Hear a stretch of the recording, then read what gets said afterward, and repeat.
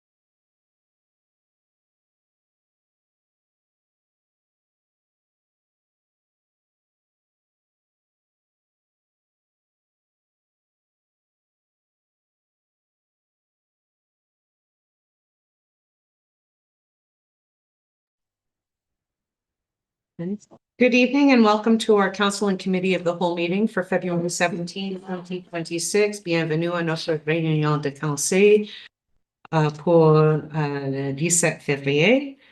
To begin this evening, I would pass the floor to Councillor Ferrer for our land acknowledgement.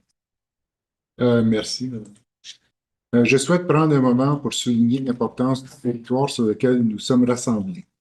La municipalité de Nipissing-Ouest reconnaît avec respect que nous sommes réunis sur les terres ancestrales des peuples Anishinaabe, sur les territoires traditionnels des Premières Nations Nipissing, Temagami et Tokis, désignés par le traité Robinson-Huron. Nous honorons leur lien historique avec le territoire et nous valorisons leur contribution considérable au façonnement et au renforcement de nos communautés. Ce faisant, affirmons notre engagement et notre responsabilité envers la réconciliation et l'amélioration de notre compréhension des peuples autochtones locaux et de leur culture. Thank you very much. Have an addendum for this evening's meeting, Madam Clerk. Oh, sorry. Declarations to give me your interest. Seeing none. It is moved by Councillor Restoul and seconded by Councillor St. Louis. Be it resolved that the addendum for the Council and Committee of the Whole held on February 17th, 2026 be adopted as presented. Questions or comments? All in favor? It's carried. It is moved by Councillor St. Louis and seconded by Councillor Restoul. Be it resolved that the agenda for the Council and Committee of the Whole meeting held on February the 17th, 2026 be adopted as presented. Okay, questions or comments? All in favor? Carried. We'll move on to item number 4, which is delegations and petitions. I am happy to welcome Mr. Peter McLeod from Mass Labs here, and they're going to be speaking with us this evening in regards to a unique pilot project available on service ballots. So, Mr. McLeod, welcome. Thank you for joining us this evening. We're excited to hear about service ballots and what they have to offer. You're on mute. Thank you very much. First of all, I have to apologize for looking at you like I'm coming from the back of some, I don't know, very strange foreign operation or something. I'm traveling through Toronto right now. I was to fly to Washington tomorrow morning to speak to a number of state governors about democratic innovation, but we have an ice storm coming. My flight's been canceled and they put me on one at 9 p.m. So I'm afraid I'm going to be jostling a little bit in the back of a cab as I make my way to Pearson. Of course, I wish I was there with you to talk about this program. It's one that my team has spent the last couple of years actually developing. And we're very fortunate to have the support of one of Ontario's longest and most respected charitable foundations, the Cedric Metcalfe Foundation, which is supporting our effort. If you're not familiar with our organization, MASS has had the opportunity to work with more than 200 governments and public agencies across Canada over the course of the past 20 years. And we end up working with different parts of government when those governments are serious about engaging with citizens in a substantive and authentic way. And so we get to tackle some of the most vexing questions in our society, whether it is around the adequacy of our health and social services, the levels of our taxation, how we comprise councils, and whether we amalgamate municipalities. Sometimes my team gets called on to work on those issues. Throughout all of our projects, one of the things that has been most consistent is that we give the public a bad rap. We think people are too disinterested, maybe a bit apathetic. It is hard to get them to come to a town hall meeting. But in our bit of the world, we see time again that it isn't that people aren't willing to step forward. They're often waiting for an invitation. And what I want to talk to you about very briefly tonight is a concept that we call service ballots, and that we're hoping to introduce as a pilot in maybe half a dozen or a dozen municipalities in British Columbia, Manitoba, Ontario, and PEI this autumn. Those are the 4 municipalities, or rather 4 provinces in Canada, which will be voting this fall. So I understand the clerk has some slides that they may be able to share. I'm going to move through them very quickly, and then we can open the floor to discussions. So there's a very friendly logo. And the idea of service ballots is to use the time of an election as an opportunity, not just to rally people to the polls, to elect good people like yourselves, but also for people to step forward, for municipalities to use that occasion to populate or repopulate a pool of volunteers that they are then able to call on over the course of the next 4 years. And I understand that West Nipissing, like so many municipalities across this country, are really challenged by declining volunteerism, the difficulty of getting the word out ahead to people who might be interested in attending a meeting, serving on a committee, volunteering with a local organization. And all of this puts, a real pressure on staff, and the consequence is that unfortunately we often find ourselves turning to the same people again and again, and that's unfair to them, but it's also unfair to all the other voices and perspectives that don't make their way to the table. Next slide.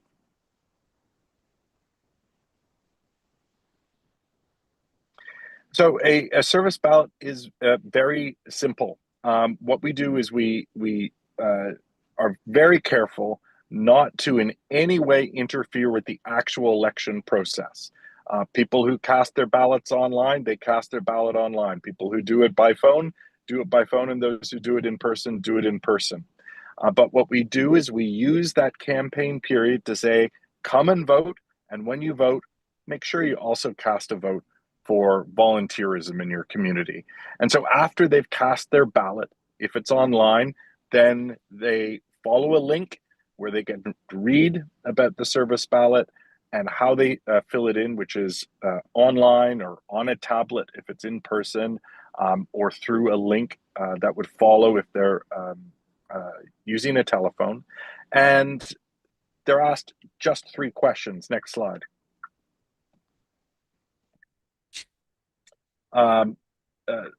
First of all, you'll appreciate I don't have the slides in front of me, so I may be a little out of order here. But we hope from these service ballots is that it will increase volunteerism. You'll get better, more responsive policy because you're hearing from more voices. You're going to get more diverse voices in the work of local government. And hey, if you suddenly send out the word that you're looking for volunteers and you get many hundred or a few thousand people put their hands up in the air, they're going to expect that you call on them. And I think that's a positive kind of pressure for governments to feel that there are a ready pool of people who want to be involved, and we need to find good things for them to do. Next slide. Very simply, we use the election period, as I mentioned, to promote it. Then people cast their service ballot, which is really a opt-in form, entirely voluntary. And once that pool of volunteers has been created, you would designate one staff member to be your municipal service ballot coordinator. This is not a full-time position. This is not a quarter-time position. This is a periodic role, likely a member of your communications team, and they would just be the point person to make sure that anyone who wanted to send a message, filtering for the age or area or interest, is observing the very basic procedures that are in place to make sure that people aren't being spammed or that list of names, which is still sensitive information, isn't misused. And then once those notices are posted, those volunteers have the opportunity to opt in. And as you can see on this slide too, because of the Metcalfe Foundation, there's no cost for our pilot municipalities to participate. Next slide. So this is the slide I was looking for a moment ago when I said, what are we collecting? Just 3 basic kinds of information. Contact information, a little bit of demographic information. So let's say you're looking to populate a youth panel. Well, you can go to folks who are in their 1820s. If you're looking for the perspective of women, let's say on a particular issue, or newcomers to the community, you would have the means to sort through by those criteria. But then we're asking people to indicate what interests them. Is it arts? Is it culture? Is it environment? Is it amateur sport? Is it emergency response? And then what are the kinds of tasks that they'd be willing to do? Would they serve on a committee? Would they work with the planning department on some issue? Would they volunteer with a local organization? And I should pause there just to say that the way we imagine this working is customized to the pilot municipalities. You already provide funding, I'm sure, to a number of good community organizations, which might include your library or a YMCA or a service club. If they're in receipt of public funds from you, they've been vetted, and you could decide that people could opt in to having their information passed to those municipally affiliated good works organizations in your community. That's entirely, though, at your discretion. Next slide.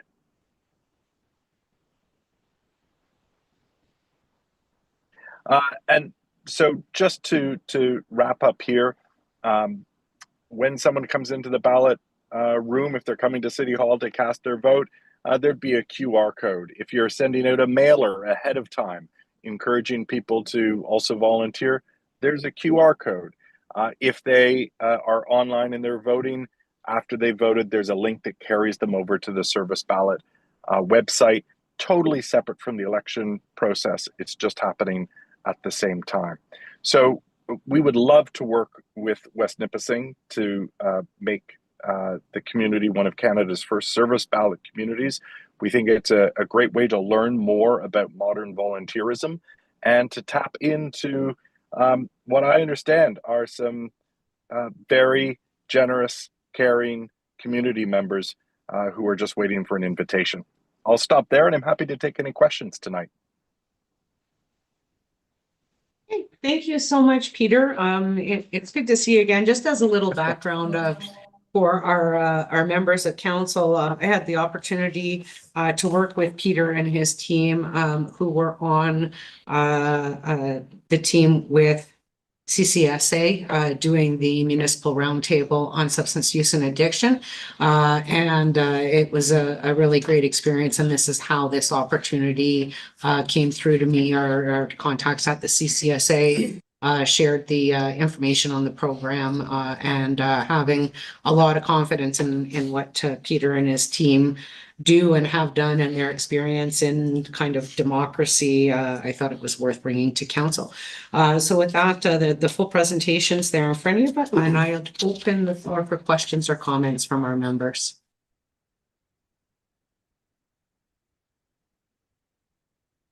Councillor Resto. Let me go last. Through you, Madam Mayor. Thank you for the presentation. Peter, it's definitely an area where we see a decline, like you mentioned in your presentation there, across the municipality here. And we're not a large municipality, but we are, a fair size with a number of organizations who are looking for and needing volunteer support. So I think it's an interesting initiative.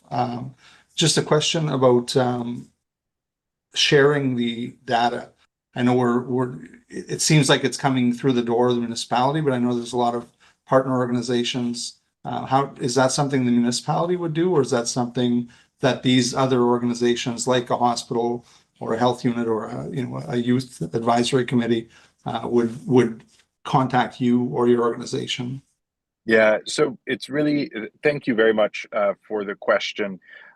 It's important for all of the municipalities that they own and control their data. Our organization has no interest in that data. And by becoming a pilot municipality, all we would ask of you is that after the election and 6 months and maybe 2 years hence, we could ask you some questions as to whether you thought it was effective, how many people ultimately volunteered through the service ballot process. But the data is yours to control and to manage. Again, it's at your discretion whether you decide to invite people to volunteer at the hospital or other local organizations through the service ballot portal. If, let's say, the hospital said, yes, we would like to participate, and the municipality says, yes, we want the hospital to participate, and people indicated that they could have their information shared with the hospital, then you would transmit those names and contact information to the hospital communications department, and they would use it in a way that was consistent with the principles and policies of the service ballot. Thank you. Okay, thank you very much, Councillor Restul. Other questions or comments?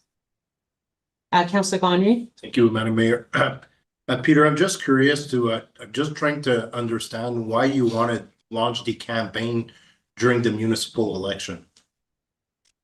Thank you very much for the question, Councillor. Even though we all despair about declining voter turnout, I think we can still all agree that it is that one time every 4 years when our communication departments spool up, the media focuses on local democracy, and we do still get, of course, a sizable share of our community stepping forward.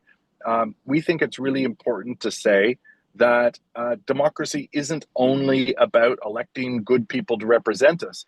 It's about stepping forward ourselves. It's not just about enjoying our rights as voters, but also taking responsibility in our community. So we're using the occasion of the election to link the idea of voting and also volunteerism. And we think it can really spur the collection of new individuals, new community members, and make them think differently about how they can contribute to their community. Yeah. Please continue. Thank you, Peter, for that answer. Do you think like every 6 months or there's always a needy time for volunteers, whether it be in sports or other needs? So do you have any idea if that you do like every 6 months or on particular occasions where we could actually kind of launch a new recruitment for volunteers?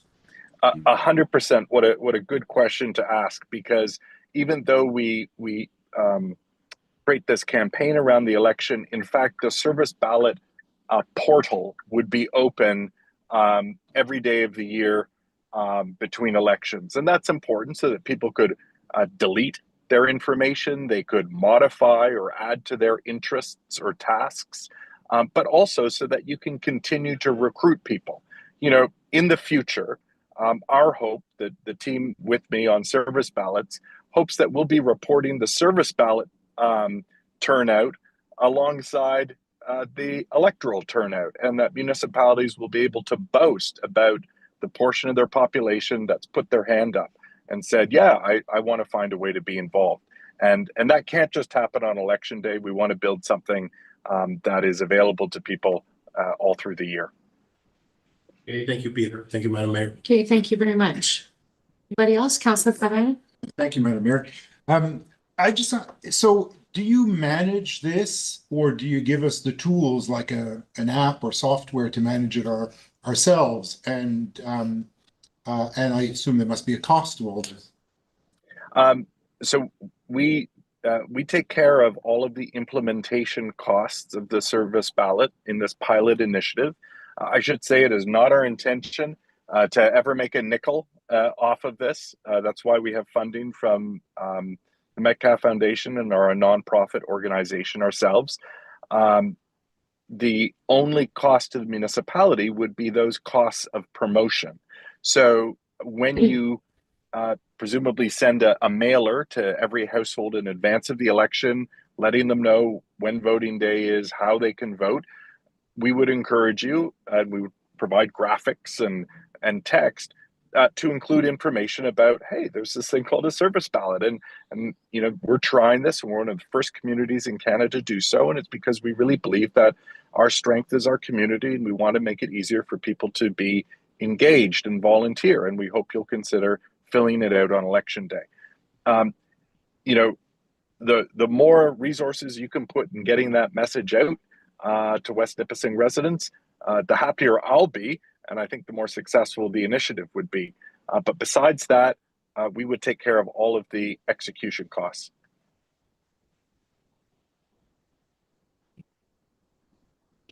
Anybody else? Questions or comments? Okay, I will close then. When I first saw the information, on this program, I thought it was, a pretty exciting project. And I thought there was a lot of potential because I think we've often talked about, how to better engage volunteers and as, trying to remember who said it, Councillor Restool, said, we're always hearing about organizations that have gaps, when it comes to volunteerism. And it also really aligns with the community building aspect, of our term plan. It's exciting to be a municipality that has the opportunity, to try something new and be part of a test to bring something new. So, I think it's, very cool in the fact that there, is not an upfront cost to the municipality, to give this a try makes it very, interesting, as well. And so I look forward to us being able to have further discussion, on it at our next meeting, which is, usually do. And with that, Peter, I would like to thank, you, and your team, Jasmine Kay and Kate McKnight. Yep. And Yes. Kate Kate. McKnight, who I have had the pleasure of working with, all three of you, for really bringing this to our attention and allowing us to kind of present it to council for consideration. So I do appreciate it. I wish you safe travels down to Washington, DC, and enjoy your time there. Okay. Well, thank you for bearing with me in the back of the car. I look forward to speaking with all of you under more stationary circumstances. Okay, thank you so much, Peter. Take Have a care. good Good night. night. Thank you. I'll move on to the next item on our agenda, which is our committee of the whole. 5.1 is planning committee, and I will pass the floor to Councillor St. Louis, our chair. Thank you, Madam Mayor. So under planning, we have one item at 5.1.1, which is the official plan and a summary of the open house that we had last week on the 5th. And provide us with additional information if he wishes with the staff report. Thank you, Mr. Chair. Just want to, first of all, please pass along my thanks to Ms. Willock and her team, her limited team of one or two, for having prepared all of these documents, for obviously chairing and really sort of coordinating the open house that occurred preceding the meeting, the special council meeting on the 5th. It was well attended. Thank you as well to Madam Clerk for really being that backstop as well, and having those fruitful conversations with almost 50 or so residents that did attend in person. There was a lot of good information exchange, a lot of good conversations were had, and there were some concerns certainly brought forward to council, as you all know. And I will pass along the buck here to Ms. Willock to give you a more wholesome overview of what those discussions and consultations were. Thank you. Through you, Mr. Chair. As summarized in this report, we were frequently hearing comments regarding 4 key areas in the agricultural designation. These have been outlined in the staff report you have in front of you. And at this time, we are looking for direction on if we should be keeping these areas in the agricultural designation, removing them and putting them back to a rural designation, or considering doing a special policy area, which would be similar to how we have special policy areas for the Weyerhaeuser lands or the shoreline overlay. It would act almost as a middle ground between rural designation and the agricultural designation. It would allow for some lot creation, but with very specific criteria. That's kind of broken down with some potential draft policies in Appendix 2 for you to review. And I would look for council for any input on that. I don't know if you'd prefer to just open the conversation or maybe go through each individual area. I personally think better to go to each, and that was council can ask questions on each specific if they wish. Sounds good. Okay. Perfect. So all right, I'll start with area 1, which is around Piquet Road. So this area was not included in our previous official plan. The Agricultural Advisory Committee recommended that it be added to this designation given the tile drainage infrastructure and connection that this area does have to the broader agricultural system. Residents that we spoke to said that while these lands have been improved, they aren't as important to the rest of the system, and they felt that they could be removed from it. So in this area, we are looking for support for either keeping the lands in, removing them, or looking at that special policy area. Okay, so then for Chet, anybody have any comments or questions? Councilor Ioannoni? Thank you, Mr. Chair.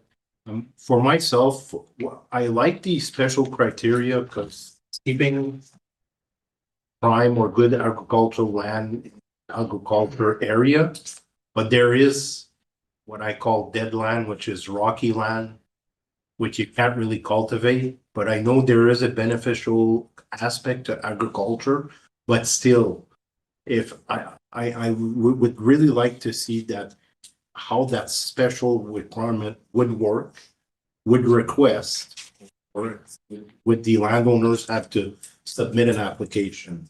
I like that because I think we're gonna please both aspects of those landowners. If there's something that could be done and work with a kind of a special criteria. So without having all the details, I don't know exactly, but I think if somebody has 40 acres that is just bedrock that could potentially build a house or two, or depending on the regulation of how many piece of a property can be severed from the agricultural land. I think that would appease and meet the different landowners' requests. That's my comment, Mr. Chair. Thank you. Thank you. Thank you, Mr. Chair. I did put quite a few residents in that area on Piquet Road, the last campaign we had, and some were in favor of not being in the farmland protection area. Because there is quite a bit of rock, but the farmland itself could, with that special, it's a committee or that line could fit in. You could protect what's really good and what's not or shady. Then you could take that and build homes on it. Because I know that some were interested in having multiple homes on the property. Thank you. Thank you, Mr. Councilor Banner? Thank you, Councilor St. Louis. Yeah, that's down the road from me. I've been raised right there. It's unfortunate that most of those people bought these lands and they were rural. Now we're changing the rules in the middle of the game. So I feel for them. If it was up to me, I'd leave it as it was. That's why we have a committee, an adjustment committee that go by each request. Then say yes or no. So, because if we go Ag 1, it's no. And I don't think it should be like that. That's my comment. Thank you. Any other comment, Madam? Madam Mayor? Well, I just in response to Councillor Pellerin, I just want to make it clear that the changes in policy that are going to show up in the official plan are due to provincial policy, not just direction, but orders as far as how the agricultural system. So, there's certain things that we must do according to the province. There are some areas where we have a little bit more discretion, which are outlined here. But the option of leaving the zoning the same as what it is now is not on the table because we must take the agricultural systems approach in the development of the new official plan, and that's from a provincial policy perspective. So this isn't a choice that council is making to say it to change everything for everybody. A lot of it is based on what we must do according to the province's policy to protect the future of agricultural lands. I just wanted to, like, staying the same is not an option on an overall. Consi. Okay. Consi Pedra. That, just back to that comment.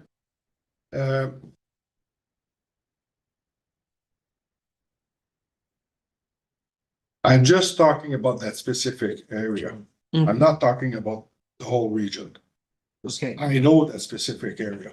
Yeah. And we've talked about it at the planning or committee of adjustment. Those land, if we go just down the road a little bit, there's 160 acres. There's probably 80 acres that's field that nobody will cultivate. You could get it for free. And they won't do it because the land is no good. So that's why I'm saying we could be more specific. Because some region that they changed the zoning, I think somebody just flipped a coin. Because I can bring you to other regions that should be in there and they're not. So that's my comment. I'll just apologize. I misunderstood what you were saying. I thought you were speaking about the whole of the agricultural designations and not specifically Piquet Road. So I apologize for misconstruing. Consi Pedra. Thank you, Mr. Chair.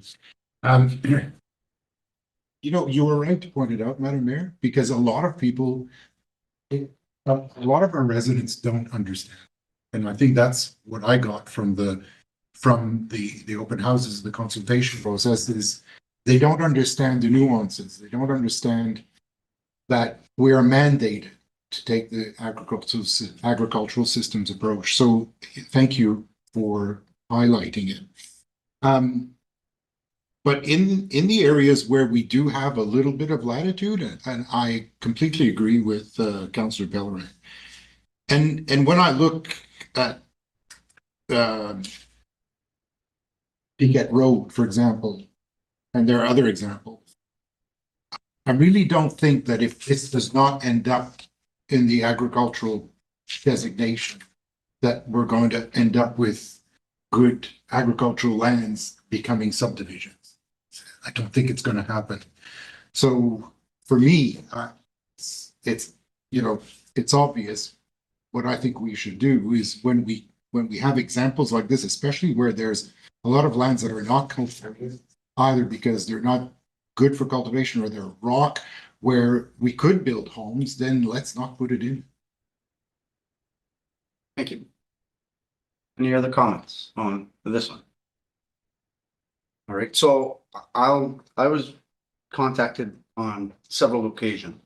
And one of the things that came up is a lot of these individuals are landowners, not farmers.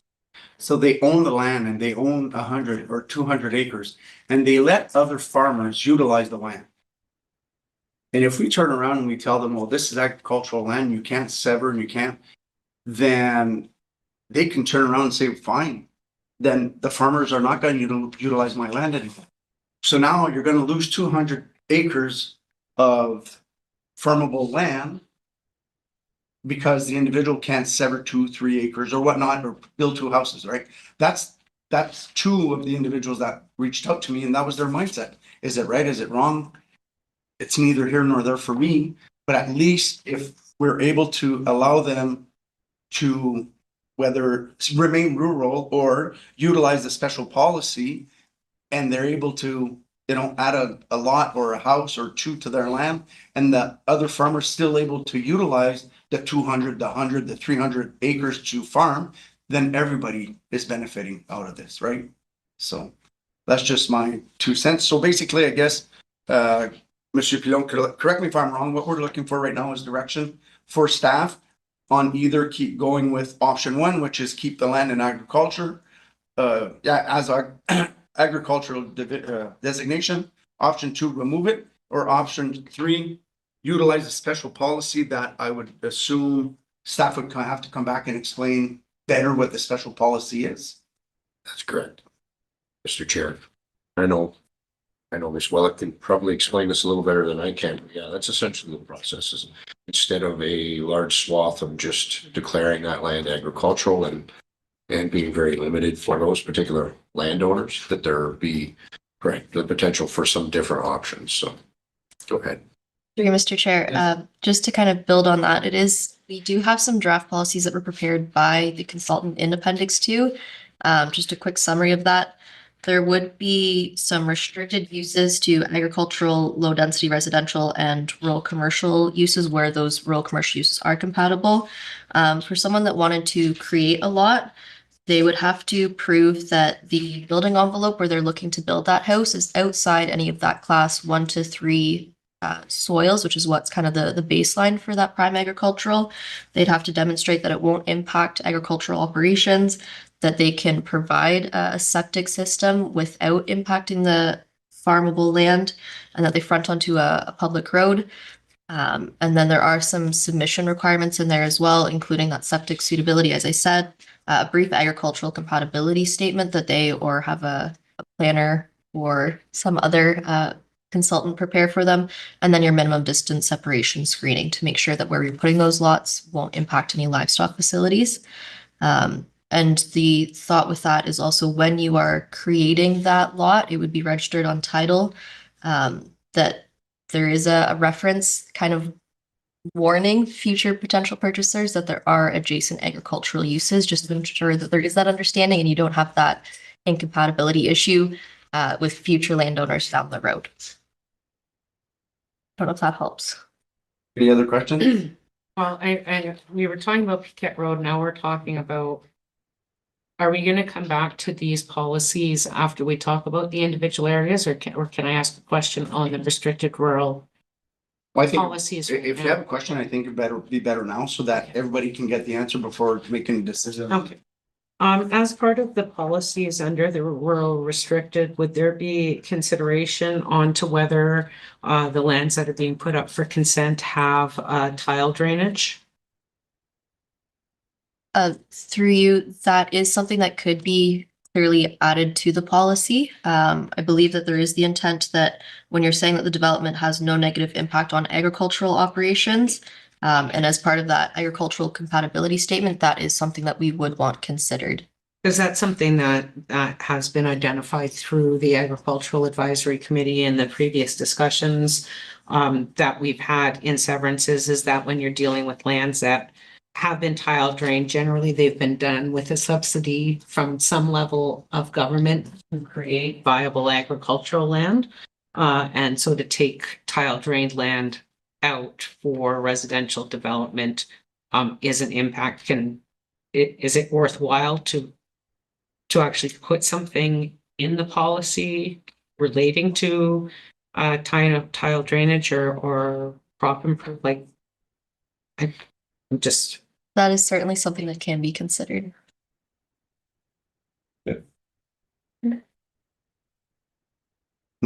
Jose Pedro?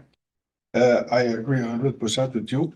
A severance will never be allowed on a tile drain lane. That's it's common sense. And no farmer would ever do that. They'll try to sever a piece of rock or whatever, but they would never go through their tiles. That's it. So, Jose Pedro. Thank you, Mr. Chair. Through you, can I ask if we had such a process, how onerous and costly would that be in terms, I mean, would someone have to get a consultant or a surveyor to put together a report? Because I'm also thinking here, how much bureaucracy is this that people already have to contend with by going through the proper procedure?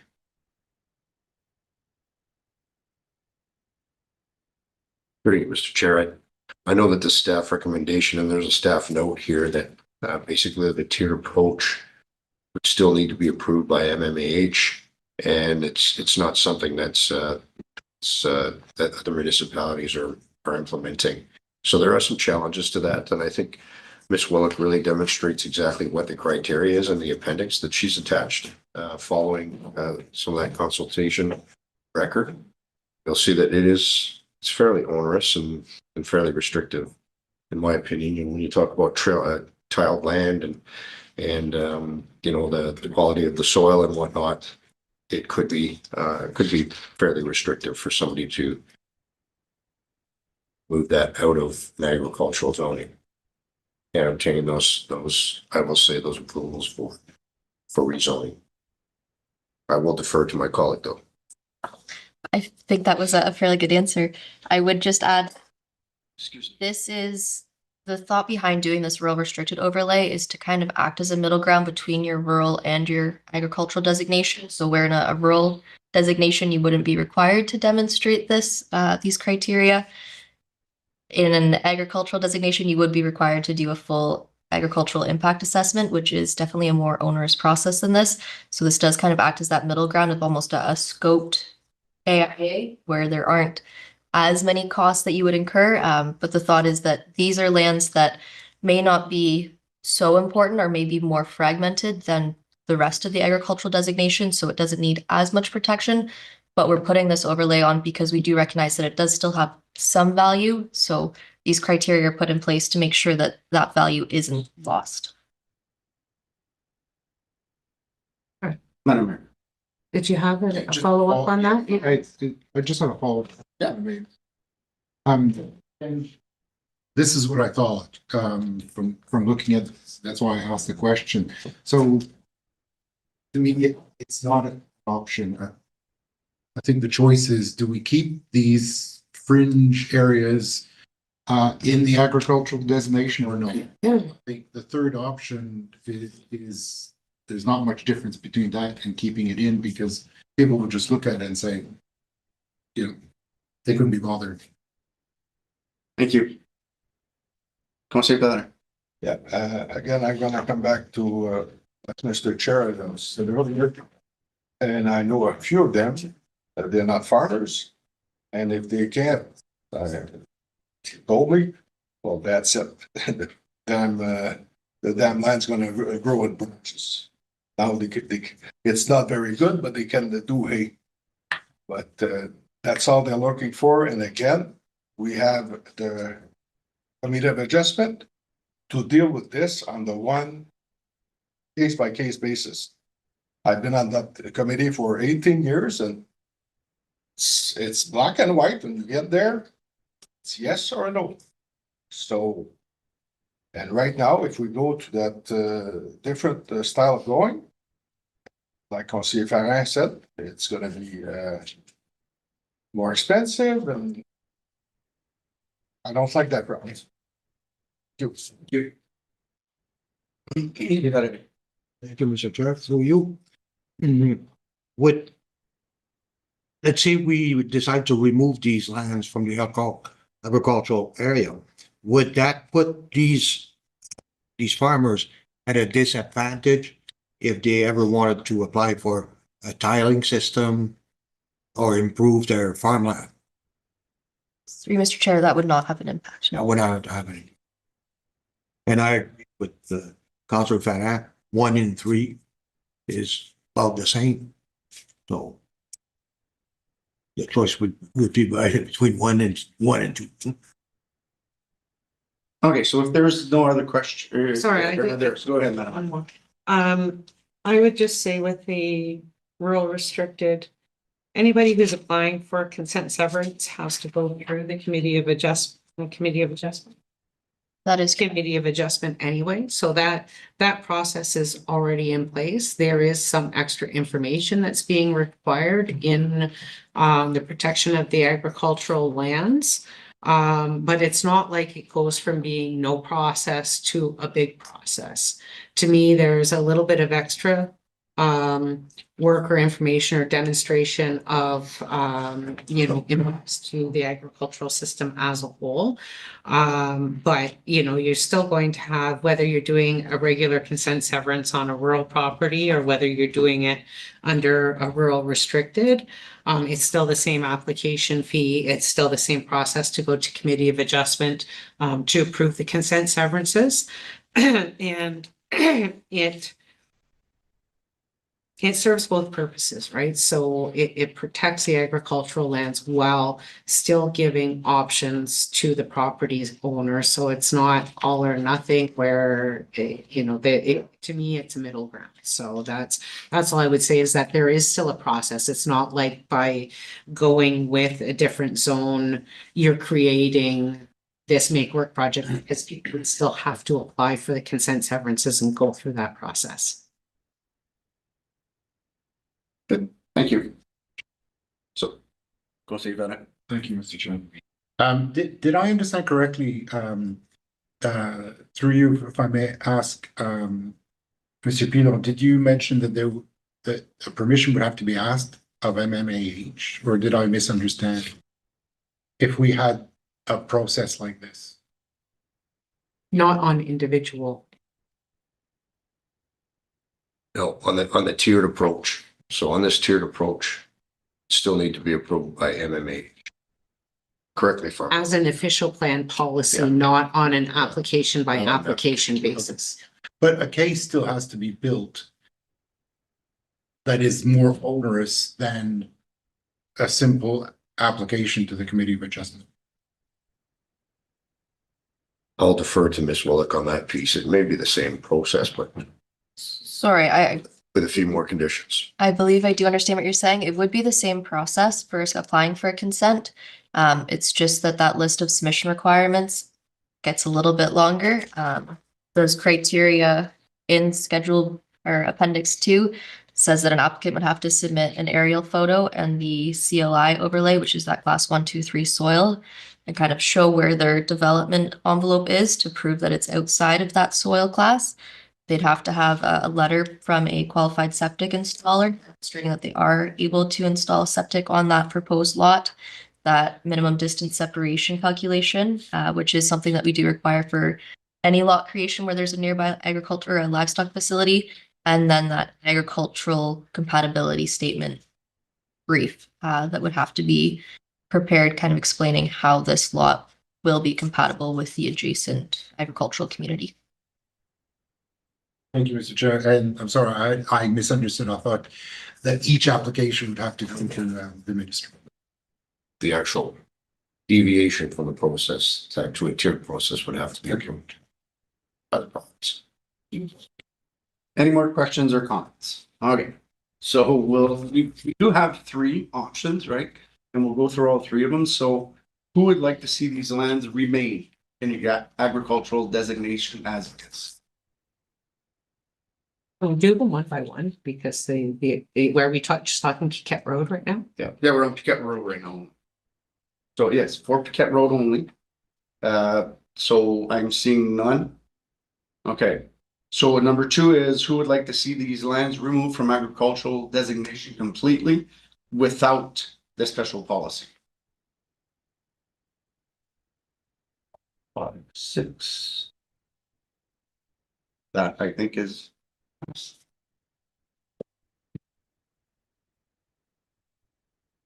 Can I ask a question?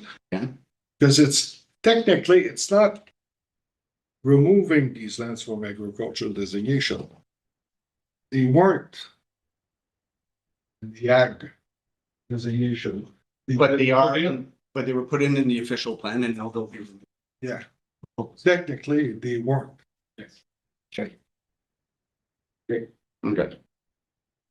Area 2, excuse me, Area 2 Canal. Thank you. Through you. This is an area that was one of our hot topics at the official plan. As you can see on the map that's in the report, and I believe is about to appear on the screen, the agricultural designation, this was not originally in the agricultural designation. The clear. Data provided by OMAFA identified it as potential agricultural land. With that and the agribusiness that is a key component of the local agricultural community, the Agricultural Advisory Committee decided to add this land in. However, they did leave the frontage in the rural designation to allow for some of that infilling in around the existing rural residential lots.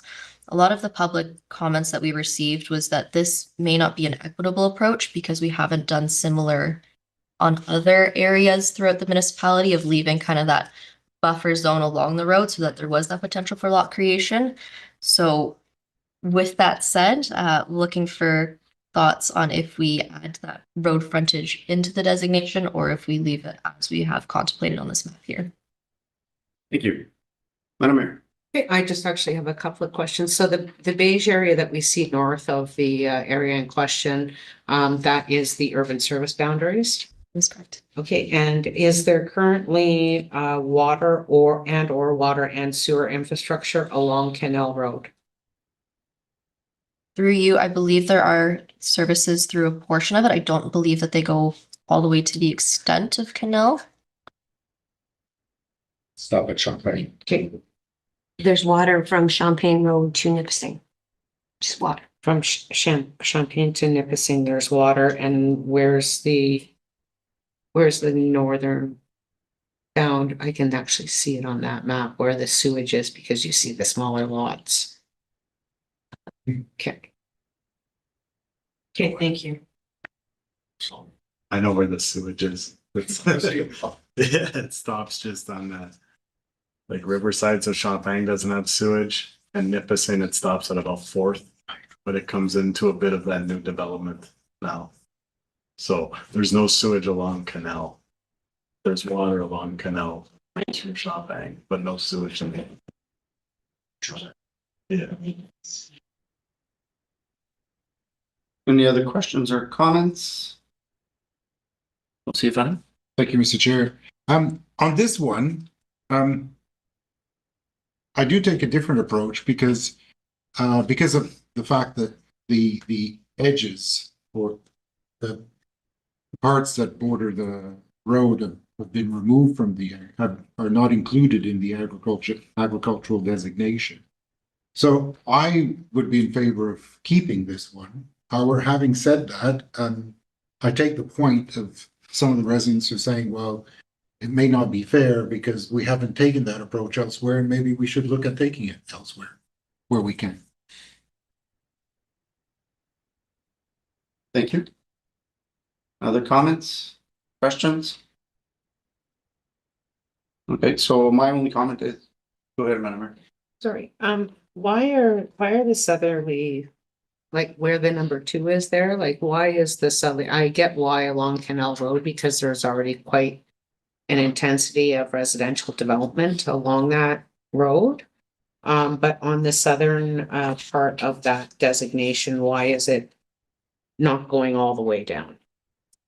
Through you, towards the kind of western half of that block is primarily solar farms, and doesn't have any frontage. So because it doesn't have that road frontage, lot creation wouldn't be feasible anyway. So there isn't much of a concern about new lots being created there. When you go to the eastern portion, it does front onto Marlow Road, and there is some lot creation there. This land is also, portion of it is considered hazard land. So I believe that's why the committee decided to keep it as rural.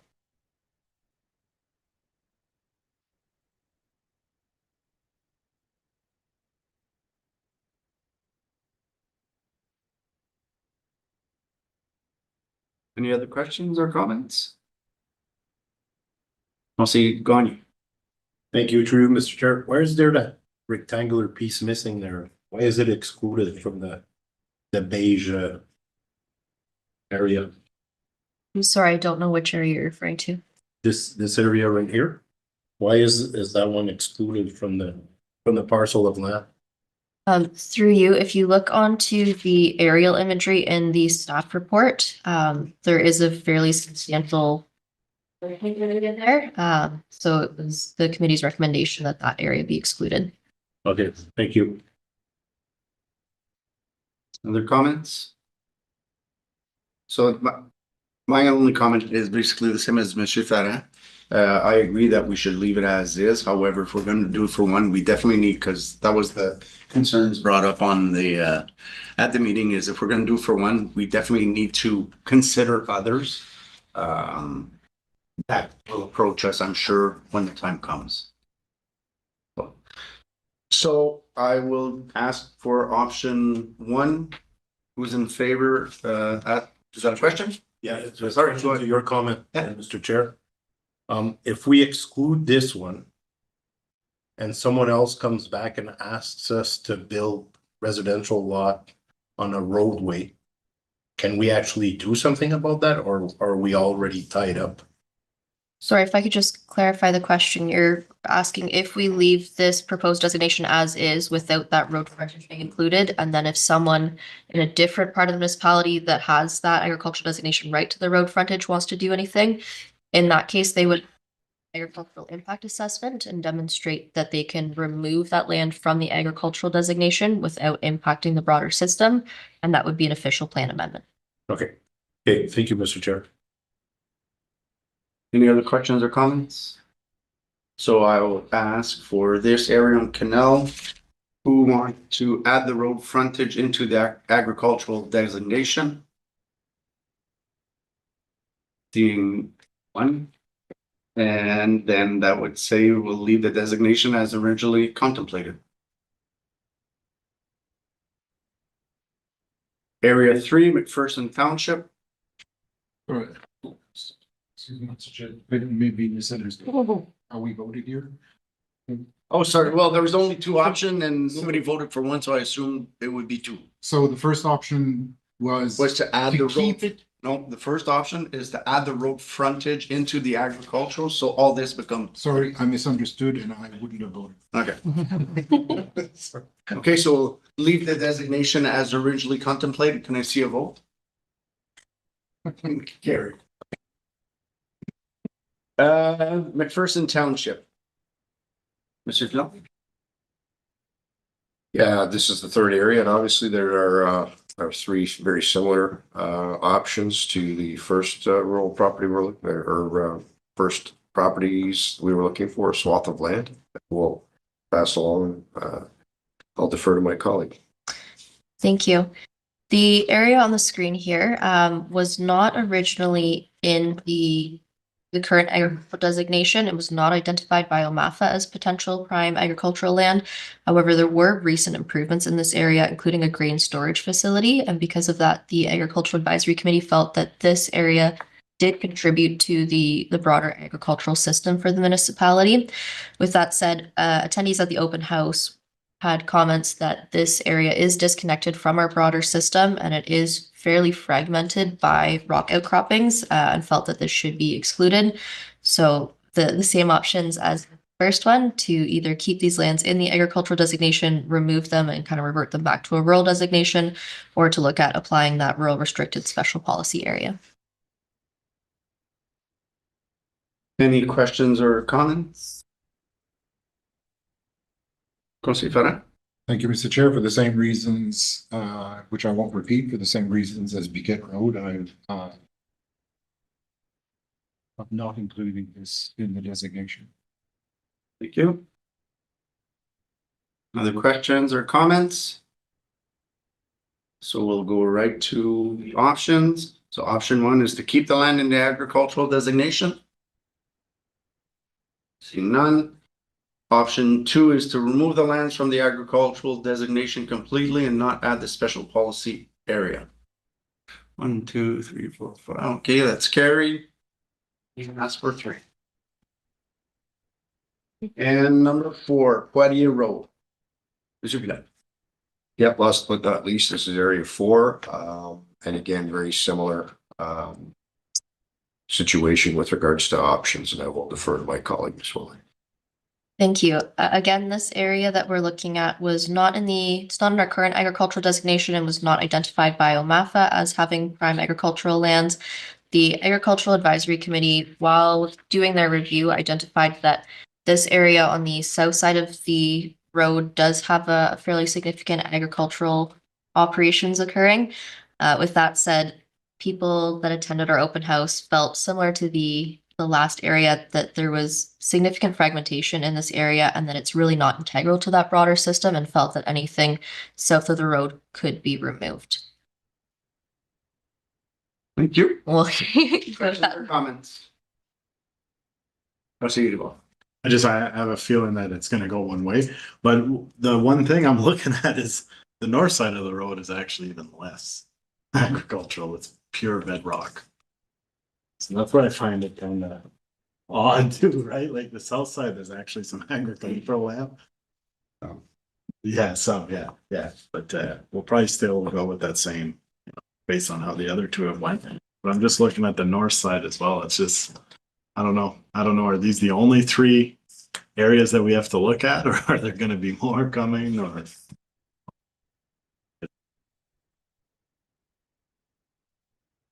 because we strictly only are ones that came up at that last meeting, right?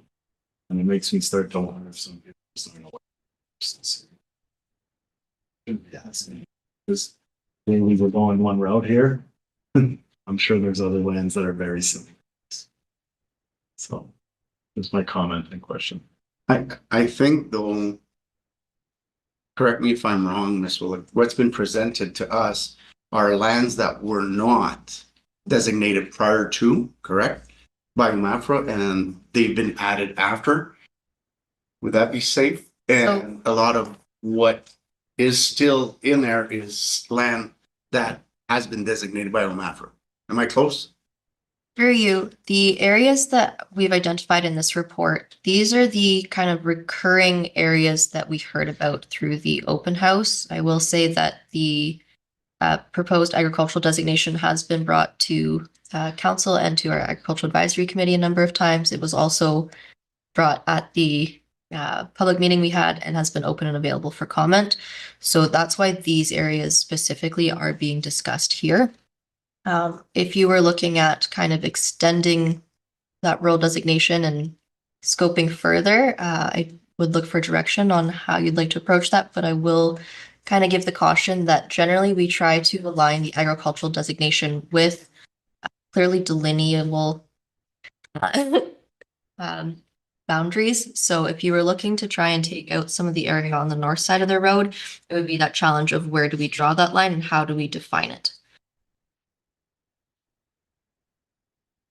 Thank you. Any other comments? So, I mean, oh, sorry, go ahead. Mr. Chair, thank you. So the way the blue line was drawn on the north side, what's the rationale behind the position of the blue line, and would it still allow for, I'm not very good with perspective, so would it still allow for a sizable lot creation on the north side of Poirier Road? Sorry, my apologies. That is a mapping issue. I just wanted to make sure that you could clearly kind of see the road there. The intent is only to remove the lands that are on the south side of the road, not anything on the north side. That was just a bubble to show you where I was looking at. Okay. Okay, so then, Just follow up. Did someone mention that the lands on the north side of the road were mostly rocky also? So why not exclude some of it above or on the north side of Poirier then?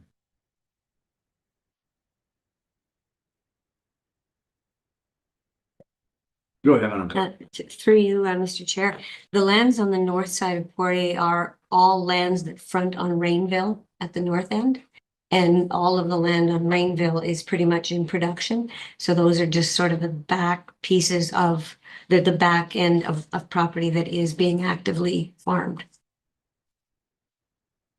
Yes. So yeah, I understand that. But then on the southern ends of those properties, which border on Rainville on the north and Poirier on the south, that's again my question is, wouldn't it make sense to draw that blue line in such a way, at the moment it is, in such a way that that we could have some kind of lot creation on that side of Pori.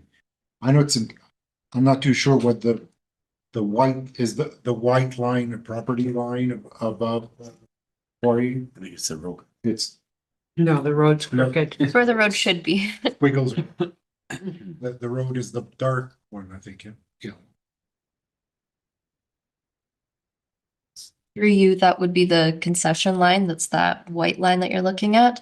And again, the concern with kind of moving that boundary further north would be ensuring that it is a clearly identifiable line. So if someone was to come in and look at the mapping, they could actually establish, okay, well, I have 200 meters or 150 meters, and really making sure it's clear where that tree is. And I don't believe that there is a property line anywhere around there that we could use as kind of a clear line.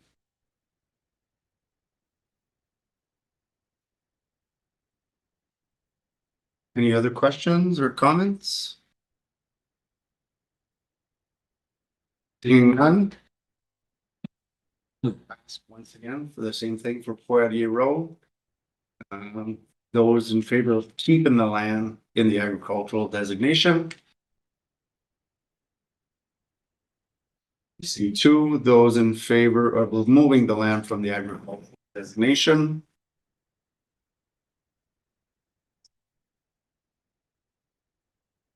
Or I should ask if there's a third, keeping the land and putting a special policy area.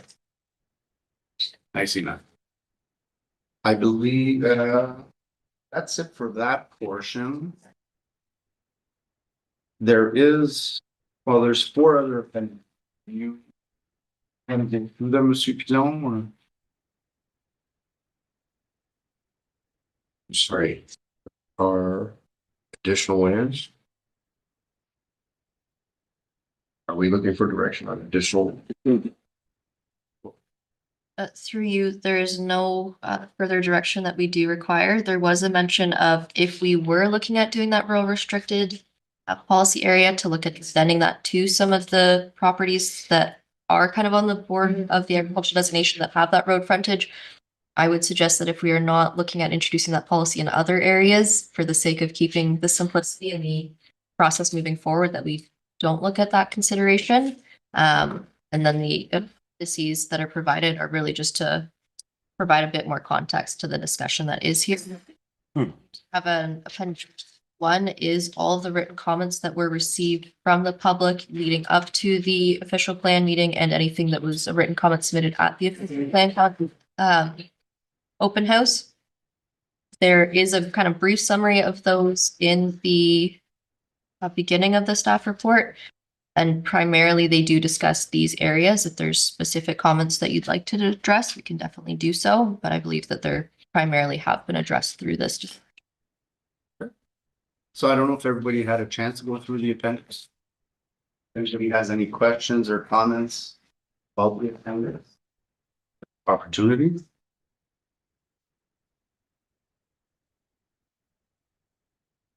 Being none. Then I will say that the end of the planning committee. And I'll pass it back to you, Madam Mayor. Very much. Next up, 5.2, Community Services Committee, and I will pass it to our chair, Councillor Rivard. Yeah, thank you. Oh. It's a verbal update, so I'll pass it to Pilon, and I'm sure he'll be back soon. Ship on me. Just staying on for a second. Wait for Mr. Poulet to return. Oh, goodness. All this- Hey, Mr. I know. on the- you're on the hot seat, sir. Sorry about that. Regards to your verbal update for the Pride Committee. So we have not met with the committee formally yet to discuss the requests that were made to council at our last meeting through their delegation. However, prior to us meeting with the Pride Committee, we wanted some direction from council regarding flags. As council is aware, we did develop a new flag policy last year. And so, looking at the request from the Pride Committee pertaining to flags, there is the Rainbow Flag Tour that's scheduled for May 31st, and that's where the committee would go from location to location to raise the flag. They've listed Living, Verner, Cache Bay, Field, River Valley. And there's also the Pride flag raising at Minnehaha Bay scheduled for June 1st. And they've also requested that the Pride flag be flown here at Town Hall for the entire month of, or at all locations, I should say, for the entire month of June. And then they've also requested the installation of the small Pride flag or banners on King Street on our lampposts. We did provide council with a copy of the flag protocol, or policy, I should say. And I'll direct council's attention to section 3.3.3. And it states that, put up there, my apologies. What page is that? In your package, it would be page 40. Neighbors.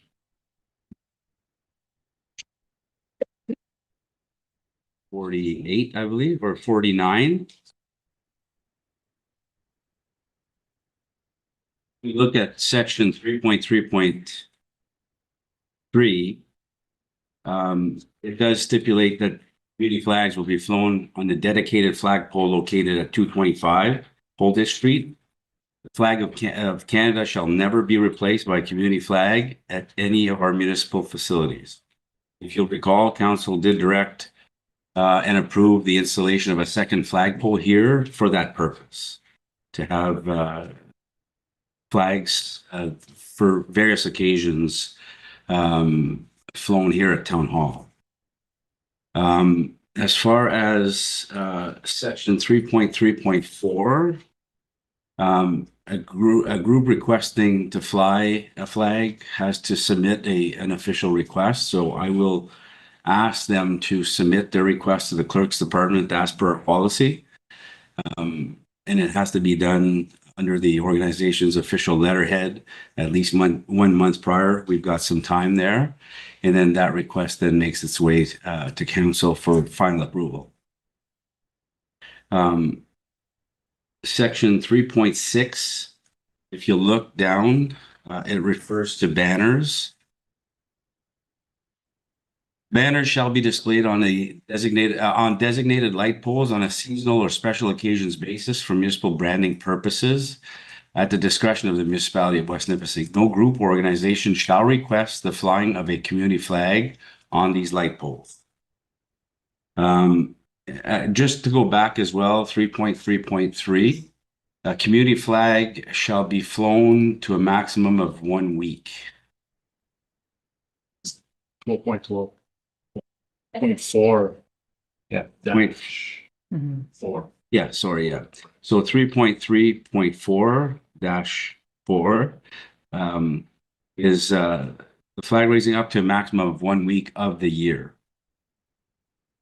Then after saying all of that, under 3.7, if council will look, discretionary provisions, the council of the municipality of West Nipissing shall have complete discretionary authority related to the raising and or lowering of flags on municipal property and any other provisions of this policy. So we are looking for direction from council pertaining to the specific requests pertaining to flag from the Pride Committee as per their delegation at our last meeting. We will work with Pride on the request for the use of Goulart Park. There might be a discretionary grant request coming forth to council for that. We'll work with them on the parade, on the road closure, all of that, but we did want some direction from council on how you want to proceed with the flag requests. Oh, sorry. Just one question beforehand for you. They haven't actually made the formal request at this point though, too, right? Because the one section says it needs to be submitted in writing. Did we only have discussions once it's actually submitted in writing, or do we have the discussion beforehand and then tell them, hey, you can submit these in writing they will be approved based on the conversation before we followed our flag. Again, through you, Mr. Chair, that's council's discretion. We brought it back because the procedural bylaw does state that anytime there's a delegation made, it shall come back to the next meeting. So we put it on this agenda, but if you wish that we get more specific detail from the group pertaining to flags and flag raising ceremonies, council could have that discussion at that point, or if council feels they have enough information to make a decision this evening, it's your choice. Thank you, through you, Mr. Chair. I think I'll start with, one of my concerns in regards to Goulart Park, Mr. Padilla, is that we could be, in the midst of significant construction, by the time that, they're looking for the request, and we do need to consider, what the state of Goulart Park will be, at the time that they're looking to use the park, and whether potential construction could be an impediment to the events to be held there. Through you, Mr. Chair, and thank you for your comments, Madam Mayor. A valid point. We have discussed it, and that will form certainly part of our discussion with the committee with respect to their request, and that we may have to pivot to either a different space or a specific location within Goulart that won't be affected by potentially by construction activity. That is the request that they've put forward. Certainly, we haven't unfortunately had the chance to gather with the group, given the timings, to have that discussion, but certainly that is on our check sheet with regards to being aware that there will be some potential, hopefully there will be some potential movement on construction of Goulart or refurbishing of Goulart Park that may affect some of their activities. But again, we will make sure that we're having that upfront discussion with them, and in interest of certainly getting some potentially direction from council with regards to the flags. That would just kind of speed things up, but certainly, as Mr. Poulain discussed, if you are waiting for them to make an official request, we can certainly bring that back to council for further discussion. After that time, however you wish to approach this. I just have a follow-up question, different topic, but the same, for the past several years, well, since we've been on this council, the ceremonial flag raising has been an event. I know Councillor Restool and I have attended on multiple occasions, and has been held at Minnehaha Bay, where there is a secondary flagpole already available. According to the policy here, it seems to direct that would instead happen in front of City Hall. Is there a reason why Minnehaha could not be used as in the past for their event? No, to you, Mr. Chair, there's no specific reason that it could or could not be used. We're just pointing out the new policy council has adopted, and I think that was part of the policy and how it was written. It was to have one commemorative flagpole within the community to recognize groups and special events, and council had agreed that town hall would be a proper location for it. But the flagpole that you're referring to, Madam Mayor, still is in place, and there's no reason that prohibit having flag raising there. We can work with them if it's council's wish to, again, direct traffic and not affect our tenants down in Minnehaha Bay. And it's been held there in the past. So we're, again, it's council's direction to buy this. Thank you. No, thank you. Through you, Mr. Chair. You mentioned that they were looking at having a flag raising in basically every community. I'm trying to think, but I don't remember. But does Cashby not just have the one pole? Okay, so, and correct me if I'm wrong, no other flag can be flown on a pole that has the flag of Canada, correct? That's correct. That's what. So that means the Canadian flag would have to be taken down. Which the policy states it shouldn't happen. So Okay, so then Cache Bay, unfortunately, unless we install a pole, it wouldn't be able to. Does that make sense? Yeah, and through you, Mr. Chair, what we did last year after the fact is we installed a couple of the flagpole brackets on some of our buildings to be able to display the flag. And the only community, I believe, that has two flagpoles is River Valley. And when the second flagpole was installed, as per request from UCFO, to have the Franco-Ontarian flag displayed in the community a year or two ago. Thank you. So that's all. Through you, Mr. Chair, through our CEO, appreciate the comments. What I feel comfortable with is if we can take the discussion that's here, and if there is a meeting that's being planned with the group to get all this together, to get their thoughts on, you know, if it's here, Minnehaha Bay or the other stuff that we've talked about here, and get a formal submission through the policy, just so we can make a decision on it instead of us, you know, guessing or interpreting some of the things they might want, might not want. So that would be my recommendation, is if staff can meet with the group, have them follow the policy and submit, and to our CEO's comments. I think it likely might be a quick discussion when it comes back, but at least we have the official request and we can reply to it and provide direction to staff. Thank you for that. Yeah, because I was just writing down there's town hall, there's Minnehaha Bay flag tour, and light post. So this would be nice to go through those once they're submitted. Of the discretion of council as a policy. Just by a show of hands, who would like to have that conversation now on those four topics, or who would like to ask that they submit their request?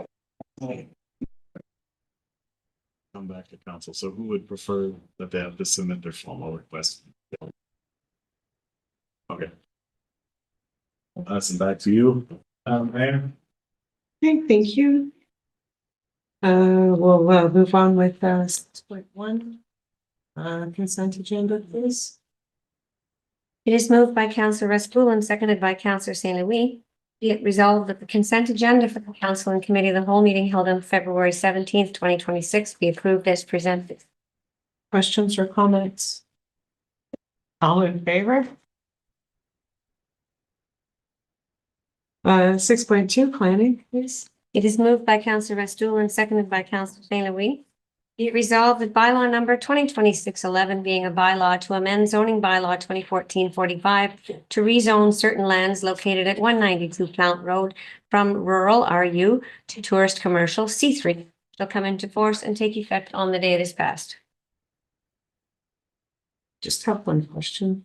Is the site plan control mentioned in the? The site plan control requirement is not mentioned in the zoning bylaw because that is a requirement under a separate section of the Planning Act. So that will still be a requirement. Where is that referenced in the approval either from the committee? Because I think it's a really important piece of that whole puzzle, given the extent of the redevelopment of that property. So where is that referenced, and is that it's not in the resolution here? Is it in the stuff from the committee? Planning Advisory Committee? Through you, it is not. That is handled under section 41 of the Planning Act, so you don't require the committee to list it as a condition for it to be required. So that will be required. That is a staff discretionary item that staff can choose to require a site plan control on the property, and that has been identified with the proponents. That is correct. Yes, the proponents are aware of that requirement. Thank you very much. Any other questions or comments? Councillor Nickel? Thank you. This is Madam Mayor. I just had a question on the road. But it's a double-based road. I'm sorry, which road are we talking about? The access road or plant road itself, or the access, the right of way? The plant road itself. I believe so. Would it be able to accommodate the increased traffic if it becomes a tourist commercial business? Afraid I can't comment on that, but Ms. Shannon, any Typically, comment? we would, depending on the business, we would look at a traffic study being required by whatever would be happening there.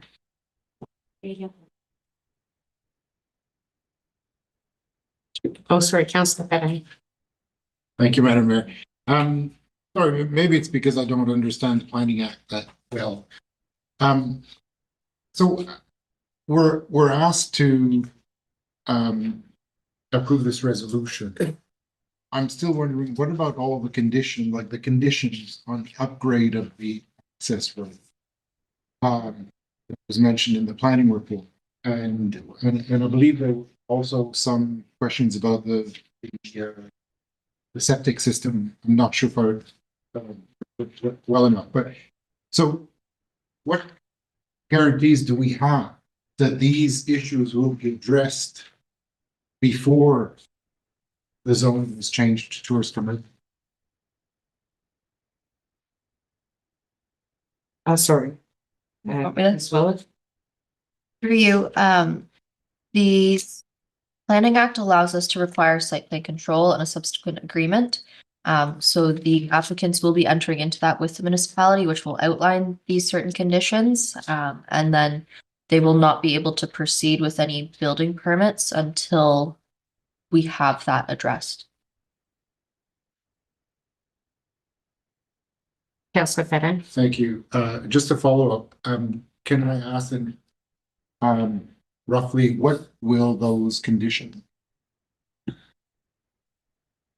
Through you, the primary condition is that that road is upgraded, as well as that they can demonstrate that they do have that servicing. We do have that servicing capacity memo that was provided and was included in the package.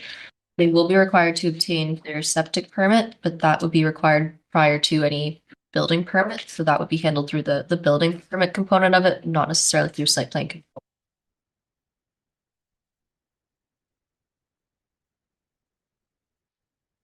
Councillor Fedden? In the meantime, are they allowed to operate as tourist commercial? So through you, they will have the zoning in place. However, they do not have the site plan control yet on the site plan, which would dictate this is where the parking or the tent spaces are. This is where the proposed buildings will be. So they won't be able to operate that commercial component until that site plan is approved by the municipality. And what does that mean? They won't be able to operate that commercial component? So through you, I believe that there are some existing structures that have been built with permits. Those would be permitted to be used, but for any further expansion, including the creation of any tent sites, that cannot occur until that site plan control is completed.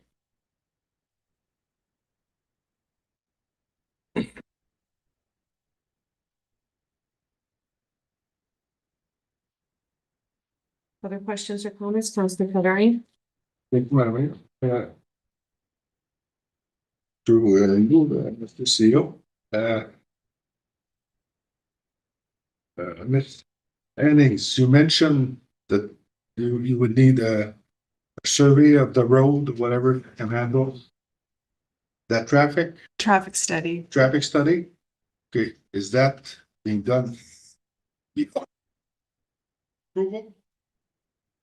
Typically, that is done before approval, yes. That's how we typically have them find a consultant to do that study and submit it to us. And then we review, and So that's not been done yet. not to my knowledge. Not that I'm aware of, no. Yes. I just- Sorry, I'll ask a follow-up question. I just, Councillor Fedden, does the traffic study form part of the site plan control? Or any kind of requirement under the? I would have to confirm. I know there have been some changes in the Planning Act recently pertaining to site plan control, but I do believe that we could require that as part of that complete application for the site plan control. I don't know if Madam Clerk has any comments to add to that. No, I don't. Was there anything identified in the internal circulation? I would have to go back and review. There was no traffic documents provided as part of the application. And I'm just trying to understand the traffic study aspects. So the traffic study will help identify whether the actual infrastructure of Plant Road itself can handle the expected increased traffic without further improvements to the infrastructure? Is that the purpose of the traffic study? Yeah, and we would typically look at like boreholes and that type of thing, see what the road base is. It would talk about what, not just volume of trucks, but how heavy equipment might. That type of thing. So all for construction activity, but also for ongoing use of the road once. More for ongoing use of the road. And if there are, if it's identified that Plant Road needs any kind of infrastructure improvements in order to accommodate that, who pays for the improvements to the municipally owned road? Typically, the developer would pay for those. Okay, other questions or comments?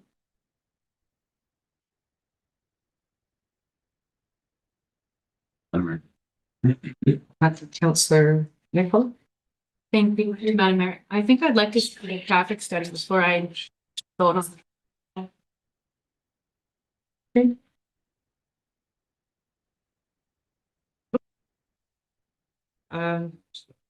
Sorry, Councillor Nick, would you repeat that, please? I said I'd like to see the results of the traffic study before I make a decision on this.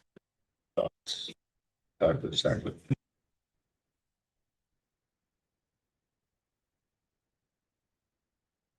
I mean, this is a, what to say to that, whether that is a regular procedure or whether if there are study they would be handled during the site plans.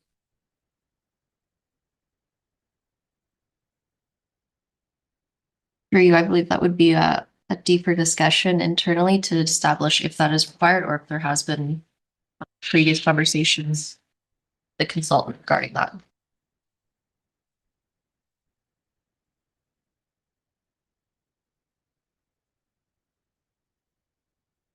Can you do that? Yep.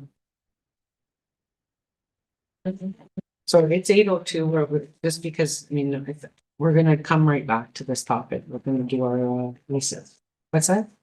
Okay, we like to be the one, I know. Councillor Rivera, Councillor Donovan. Stuck.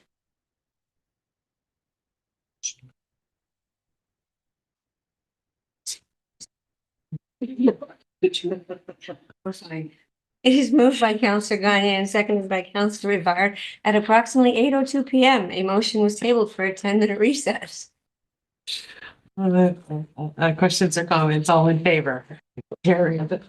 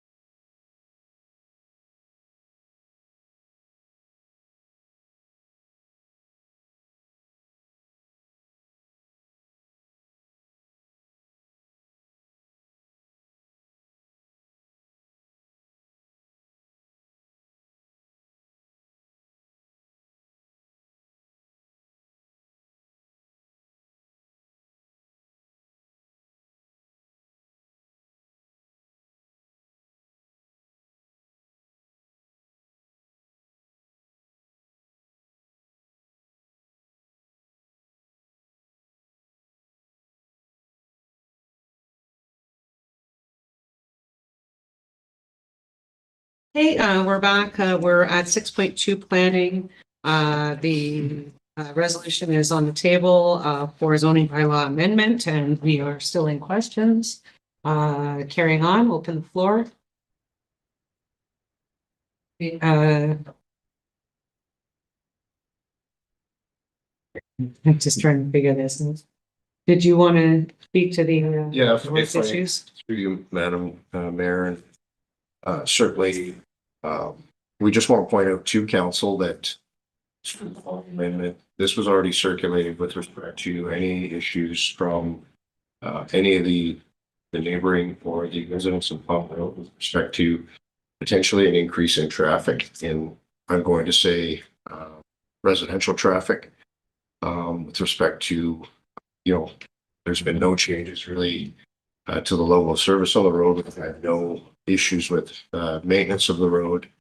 And certainly from our perspective, a road study it is not necessarily something that we would request in this particular occurrence that we've ever requested in the past, given the specific circumstances. And that we are comfortable certainly with respect to the feedback that we've gotten from that particular area, that is not something that necessarily be required. That can be that all of the conditions to the zoning amendment will likely be monitored as the process goes through the rezoning. And certainly I'll open the floor for any comment to Ms. Henning or Ms. Willick on this piece as well. Back to some concerns that were brought forward here just before we went to break. Sorry, I apologize for leading Amherst to believe that a traffic study was required in this case. I review a lot of these and this one had slipped my mind, but looking back at our files on this one, when this was reviewed, we've got no issues with this road. So we're not expecting a massive increase in heavy traffic on this road, and we weren't going to require a traffic study for this development. Okay. Questions or comments?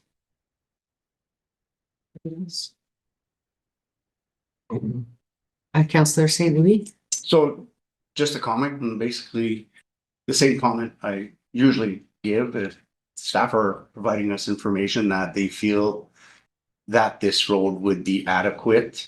If that's their professional opinion, then that's something I think we need to take into consideration, right? Thank you.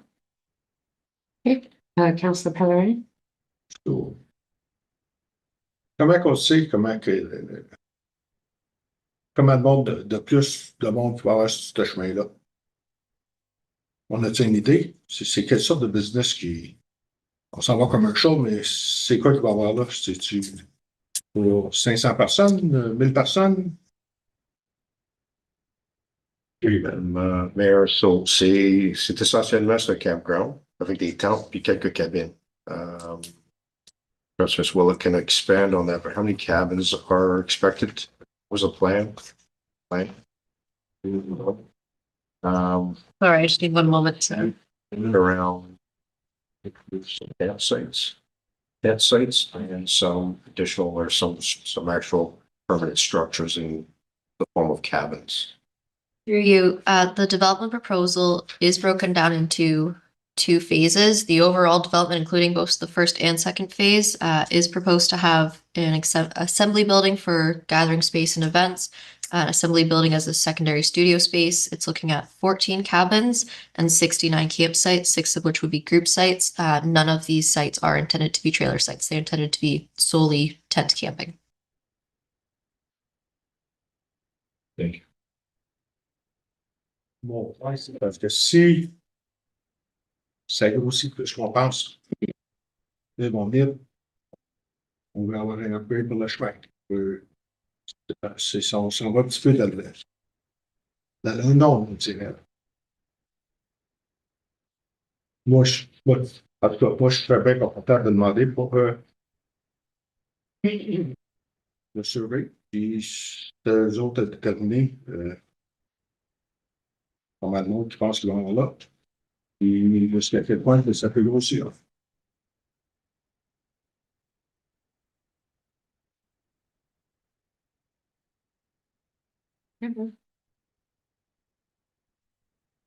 Other questions or comments?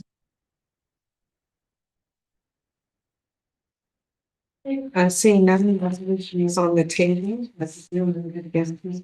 It is moved by Counselor Restul and seconded by Counselor St. Louis. Be it resolved that bylaw number 2026-11 being a bylaw to amend zoning bylaw 2014-45 to rezone certain lands located at 192 Plant Road from rural RU to tourist commercial C3 shall come into force and take effect on the day it is passed. Okay, all those in favor? That's carried.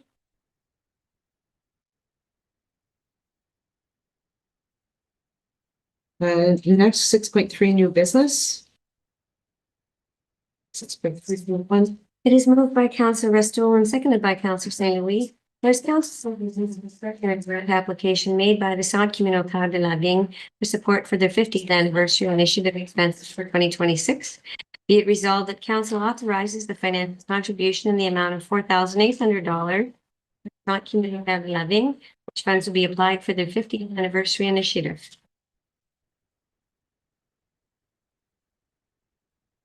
questions or comments?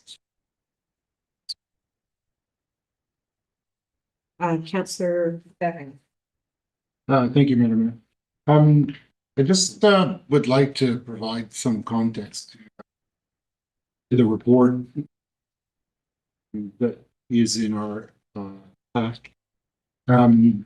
With regards to the municipal contribution to CCL.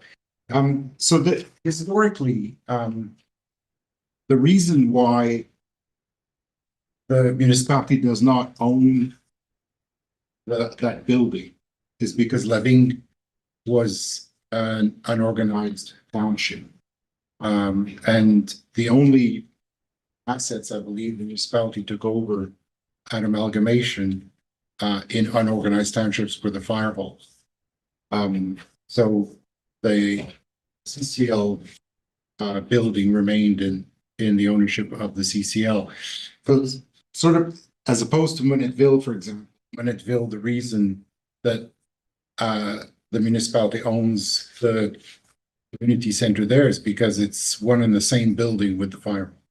So in taking over the fire hall, they took over the community center.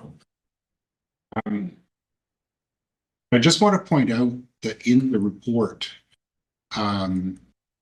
that in 2023, the contribution to fencing was not a contribution to the CCL. It was a contribution for fencing in our park, in La Visitation Park, on Caron Road.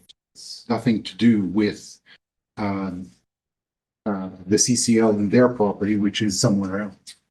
And, you know, that park, which launched a couple of years ago, was a project completely by the CCL. It was there, they led that project, they went out and got $135,000 worth of funding from the case, from various organizations, and also I believe the municipality contributed to it. But the CCL and themselves contributed $36,000 of their own funds into that park. So the CCL does more. They're not just the club that gets, people who get together in that building. They do a lot for the community. They employ summer students. The summer students actually cut the grass and maintain the boat launch, which is the Parc des Riverains that we call. And the other thing I want to point out is the CCL, being that they own their building, are able to apply for funding in their own name. So last year, I believe the year before, they got $110,000. They went out, got $110,000 of funding from Ontario Trillium Foundation for a new HVAC system and some new tables, I believe. And you know, there's a big advantage to the municipality here because they're not competing with the municipality because, you know, if we're applying for Trillium, if we'd be applying for Trillium for funding for them and for us, if we own that building, we'd have, you know, it would be difficult to get funding for both. So it's an arrangement. I mean, it's an arrangement that actually has been quite good for the municipality because it means that, you know, our costs, you know, if you compare it, for example, probably to the cost of maintaining the community center in Cache Bay and United 50 Club, it's much less expensive to maintain the community center in Levine. So I want to first of all, I want to take this opportunity to thank the CCL because I know what hard work they do, and I'd like to acknowledge the president, Dan Carivo, who's here this evening. They have done amazing work for the past 50 years. They are the beating heart of that community. And they are asking us for $4,800, mostly for beautification, because they're proud of what they've done. They've done it for 50 years. They've done it extremely well, and they want to look good for their 50th anniversary in 2027. So I don't want to turn down this request because I think it would undermine the good work that they've done all these years. And I would ask my colleagues to support that. Thank you. Thank you. Other questions or comments? Councillor Larrabee? Thank you, Member. At budget time, we do put money aside for beautification committees. And that we could access from that committee.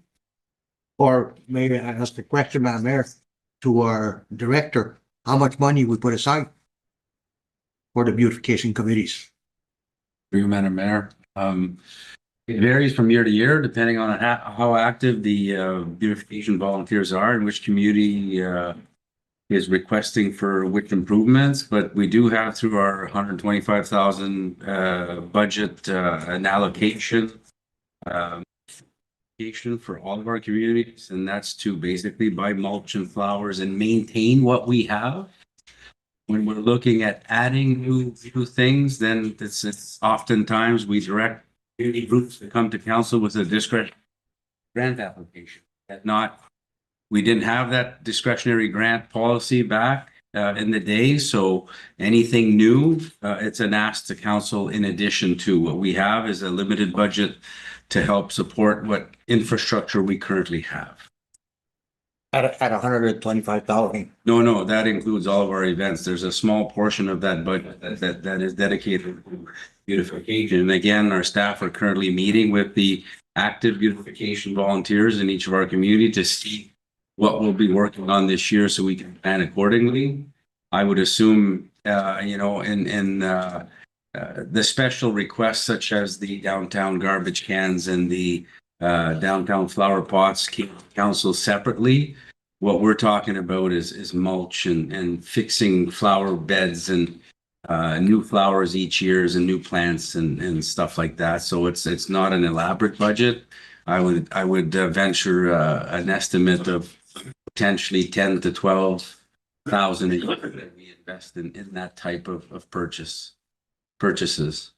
Yeah, because if I may, I remember years we had River Valley was allocated like $3,000, $2,500 that for flowers. So with today's cost, that could be one portion of that would go to Levine. Because is there a portion already allocated to Levine, or you haven't met with the groups yet? For 2026, again, through you, Madam Mayor, for 2026, I don't have those details, but in the past, we do put the municipal banners up. We do work with the groups to provide again, flowers and supplies to put in living. I'm not 100% sure because we have the Parc Riverain and we have the playground and the outdoor rink. That's about all we have as far in the fire hall, but we don't put flowers there. But that's about all of the infrastructure we have there. The CCL is not ours, but we still work with them. The volunteers are great. And we certainly will provide, like, I think we have put flagpoles and banners at our playground. So we do as much improvement and we do work with the volunteers. Thank you. If I may just make a comment on this is, I know it's very hard to have volunteers, very, very hard, and to keep them interested in moving forward. And so if that's what it takes to keep a well-oiled machine moving, I know that Leving's got a great team of volunteers, so I'd be in favor of supporting the request from Leving. Thank you. Thank you. Other questions or comments? Councillor Gandhi? Thank you, Madam Mayor. The reason I have requested to have the financial information of the CCF Leving is I was under the impression that we do have a budget for community beautification, and maybe the request should go towards that request or that portion of the budget, not necessarily for discretionary grant that is being done by CCL Leving, unless I'm mistaken that the request is coming from a group that is the beautification for Leving itself. So that's why, and also I had requested in the past to see what the municipality was contributing financially to CCL Leving. So that's one of the reasons why I asked to get all that information to us as council to be able to at least look at that request.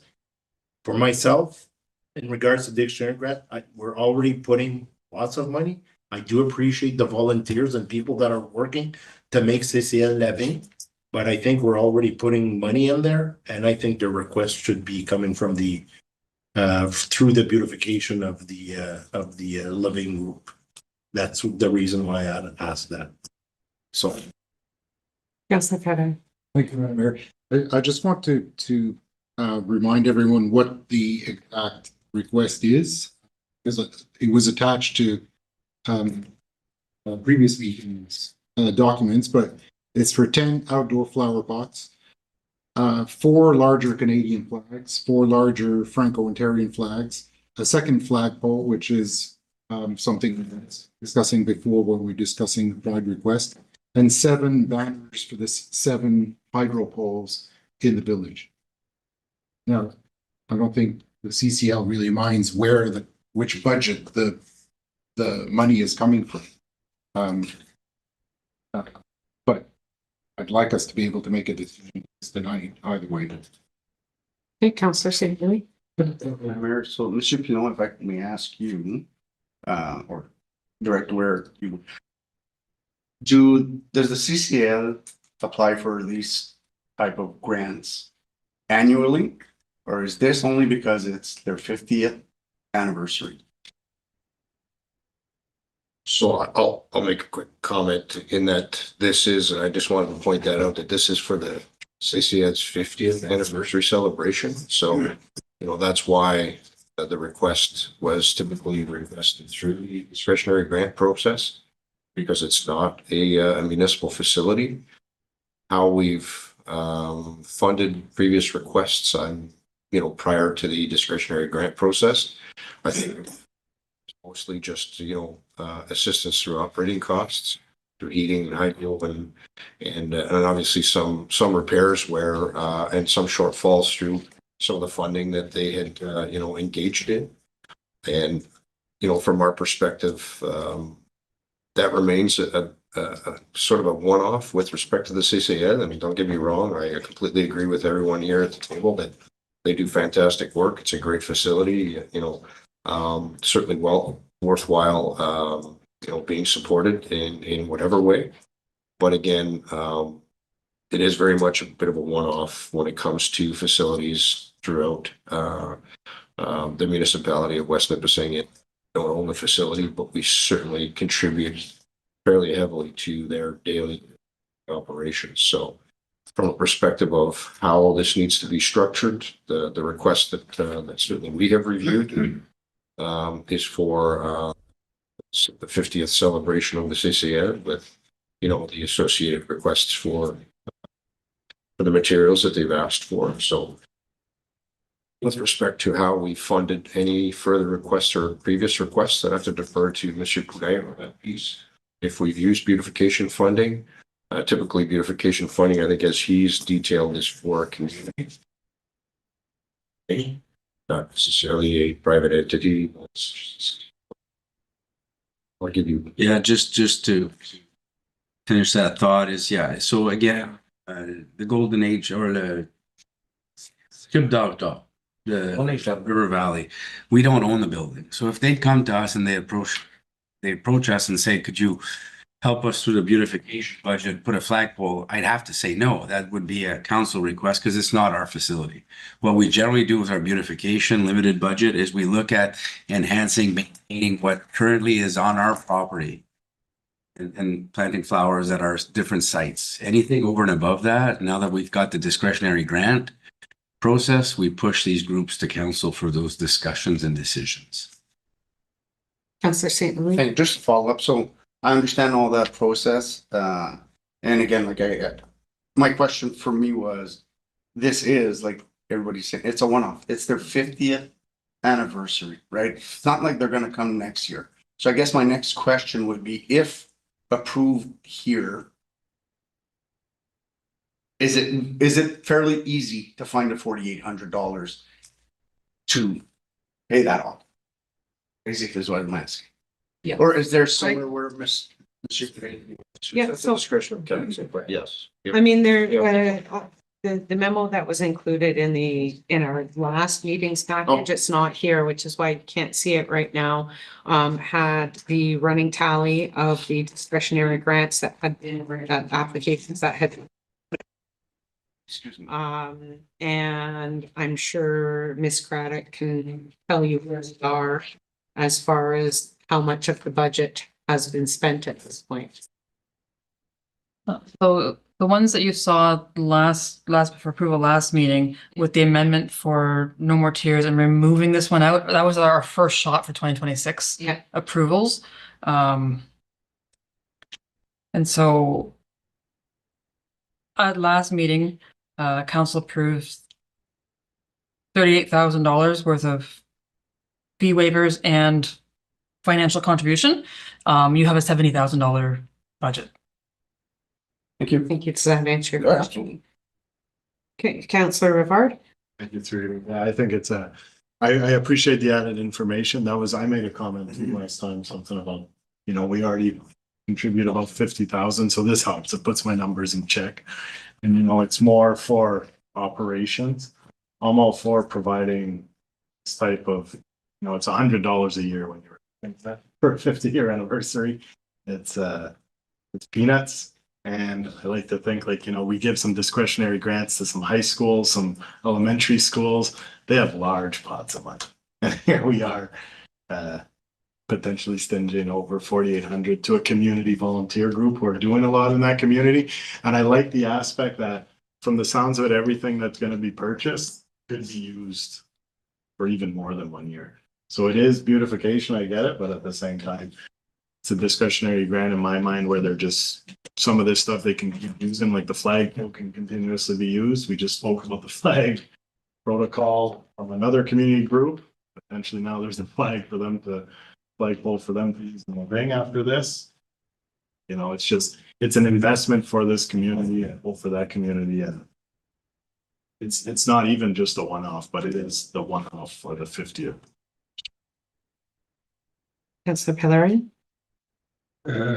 Oui, je suis en accord avec conseiller Farrin pour les raisons que je ne sais pas comment donner encore ça fait là, que quand ils ont bâti toute la beach, Riverain Beach, ça a tout été fait par des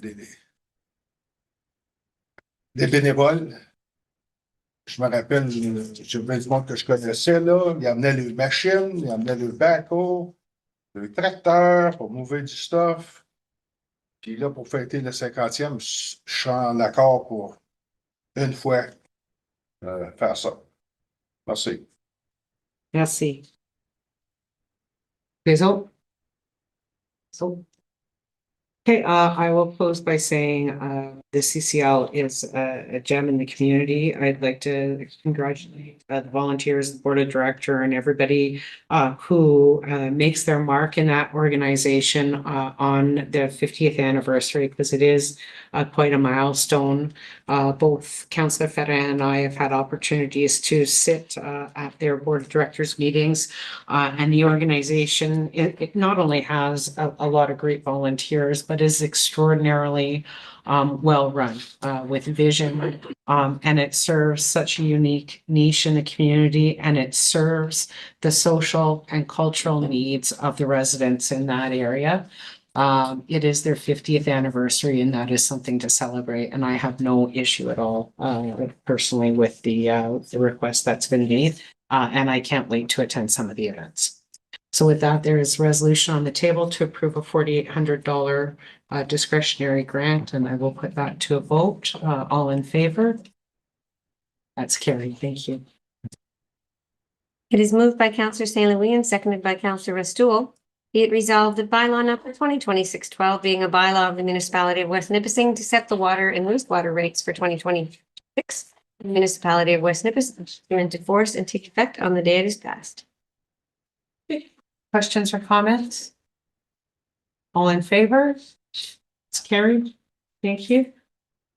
It is moved by Councillor St. Louis and seconded by Councillor Restool. Whereas the municipality of West Nipissing have been approved for funding from the Northern Ontario Heritage Fund under the Community Enhancement Program for the Goulard Park Baseball Field Revitalization Project. And whereas NOHFC has issued a conditional contribution agreement for funding in the maximum amount of $500,000 for eligible project costs.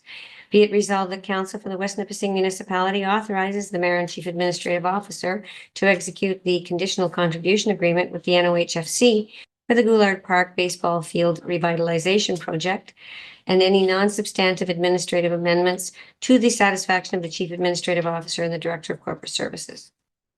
Okay, questions or comments? Councillor Rivard? Did I miss the water and wastewater? Yes, that's been passed. Wow, I raised my hand and everything. I wanted to comment on that one. Sorry about that. Stop. I wanted to say. No. Yeah, we need to, I think we need to get to the point where we're gonna have to look at meters. I'm speaking with. Okay, Councillor Rivard. Yeah, I know, I just wanted. I understand that, and that actually was direction that has been given by council, and it is going to appear on the magic list. Because it is something that council had discussed quite a while ago, and so that is something that will be coming back, but it is entirely off topic. Because we are past water and wastewater, but if you have a question on the resolution that's on the floor, I can always say that. I know, I'd be willing to entertain that. I'm sorry. Okay, other questions or comments about Goulard Park? Okay, so just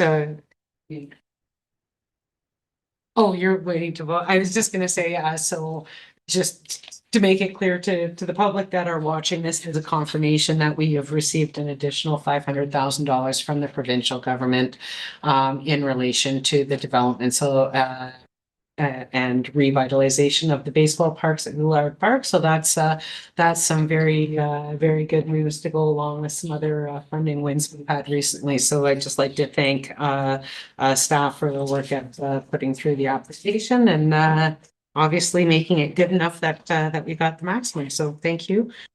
Other questions or comments? No, it was just a comment or obviously, I'm pretty sure that does not include the Blue Jays Foundation stuff, right? No, that's a separate that's okay. 500,000, and then we have 149,000 from the Jays Care. So that's so far a total of 649,000 going towards the park that is not being paid for by the property taxes, the municipality. So that's a great bit of news. Okay, put it to a vote. All in favor? Carried. It is moved by Councillor Restoul and seconded by Councillor St. Louis. Whereas intake 2 of the Rural Ontario Development Program is now open and provides 50% funding cost share, 50% cost share funding to a maximum of $150,000. And whereas council supports the continued implementation of the former mill site land use plan, including next phase of the environmental testing, estimated at $270,000. Be it resolved that council authorizes staff to submit an application under the Rural Ontario Development Program, Economic Diversification and Competitive Stream for funding in the amount of $135,000, and that council commits to funding its share of the project costs through the approved capital budget. Thank you. So there was a special projects line under economic development that was approved at budget time, and that would be so it is already in our 2026 budget for the questions or comments. Okay, all in favor? Carried. It is moved by Councillor Restoul and seconded by Councillor St. Louis. Whereas council has reviewed the February 12th, 2026 memorandum was concerning the consolidation of dedicated reserves, be it resolved that the following reserves be closed and the remaining balances transferred as follows. Evansville Playground Reserve to the Community Services Equipment and Parks Reserve. Emergency Measures Reserve to the Community Services Facility Reserve. Museum Reserve to the Community Services Facility Reserve. And Police Transition Reserve to the General Reserve. And that staff be authorized to complete the necessary financial transfers. Okay, questions or comments? Councillor Pellerin? Thank you, Madam Mayor. Just curieux pour emergency measures. Le quelques minutes, vous parlez quelqu'un m'avait parlé que l'Arena Burner avait été engaged, right? Nommé pour un emergency center d'urgence. C'est ce montant-là, dans les 1000, whatever, ça serait-tu pour des affaires comme ça? Mhm. Pour mettre un générateur pour. Qu'est-ce qu'on fait avec ça? Apparemment que ça fait des années que c'est mis en marche, mais si on n'a pas de generator pour une bonne emergency building. Je vais céder la parole à M. Poulin, qui a l'information. So, yeah, just through you, Madam Mayor, just to clarify, I think I don't want a misconception that it was officially designated as an emergency shelter. Council back, I'm going to say 2015 to 2018, or maybe even before that, had suggested 16 had suggested that we look at potentially adding a generator at the Burner Arena, and to be able to utilize that facility in case of an emergency. So it hasn't been designated as an emergency shelter per se. It was a thought that we could potentially build or add a generator, because there's a kitchen upstairs, there's showering facilities, like it would be a good site for that. We had costed that out at the time. It's probably way more expensive today, but we had looked at what required as far as electrical and size of generator, and it was extremely expensive, and council decided, well, let's create a small an emergency fund and put money into it as we go along year to year, and hopefully grow that amount to one day be able to in the required infrastructure to have that site available for use as an emergency shelter. So I just for clarification purposes. And so there was money set. I think there hasn't been any money transferred to that account in probably a decade now. And we were hopeful that someday maybe a grant would come along that we could apply for, but we haven't seen that. Dans d'autres mots, ça a été oublié. Partiellement. La raison pourquoi que j'apporte ça, c'est que on va changer de générateur au plan d'eau à Sturgeon. Ça serait la perfect option là, d'emmener ça pour l'utiliser pour Vernon. Là, il y en a qui vont dire c'est ben, le générateur il est outdated, tout ça. Le générateur, il change d'après le moteur. J'ai parlé des experts de ça, là. Puis c'est pas trop cher, là. So, j'aimerais ça qu'on prenne ça dans l'idée. Puis l'autre raison pour que j'emmène ça sur le propos, là, quand on a manqué d'eau à Burner l'été passé, là, la tank était vide.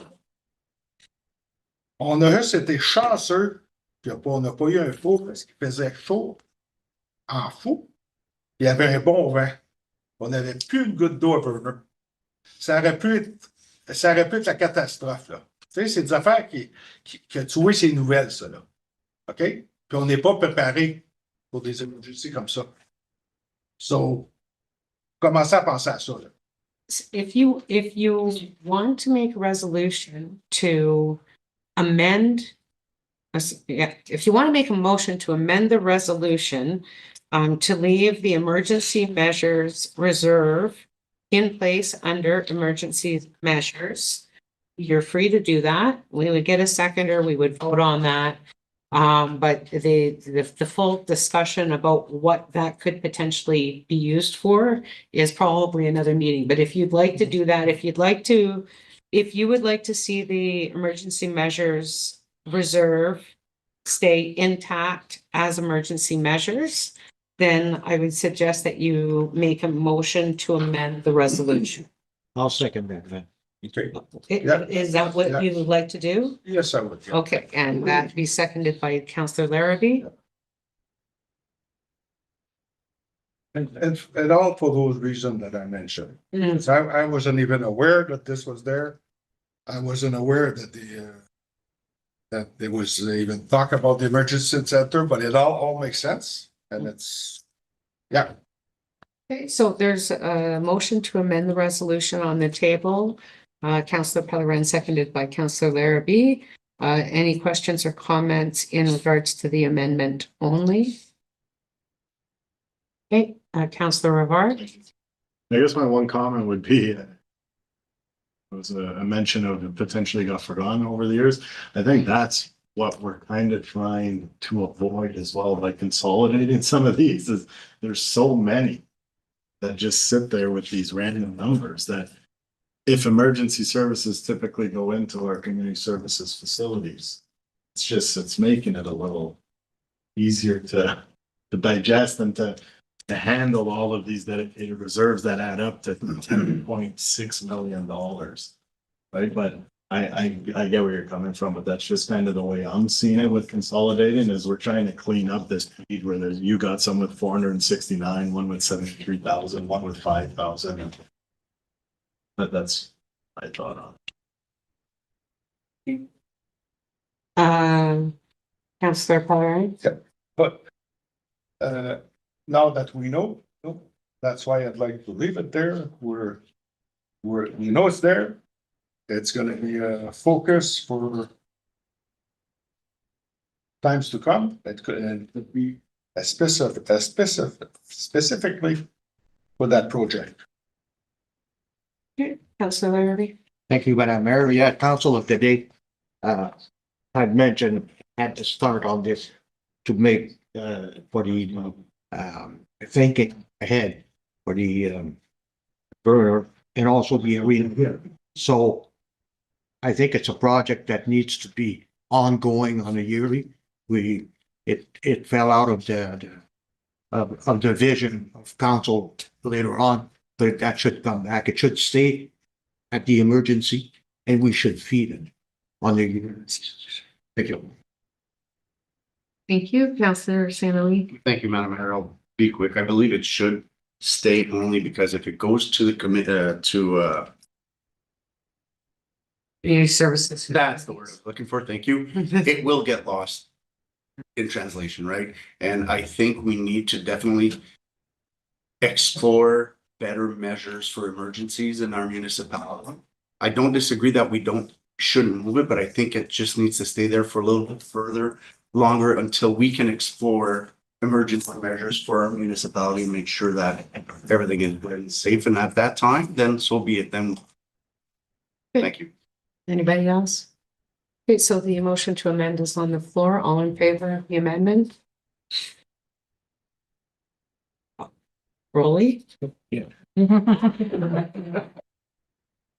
So, I mean, you're seconded it, like, I'm telling you how to vote, but I was counting down. Okay, sorry, can you just do that? I think I counted at least 5. So if we, and the resolution to leave emergency measures intact. The original resolution is on the floor as amended. Questions or comments on the original resolution? Okay, all in favor? As amended, thank you. It is moved by Councillor Herbert St. Louis and seconded by Councillor Weststool. Whereas improved financial stability allows municipal residents to participate, contribute, and invest in their local economies and communities.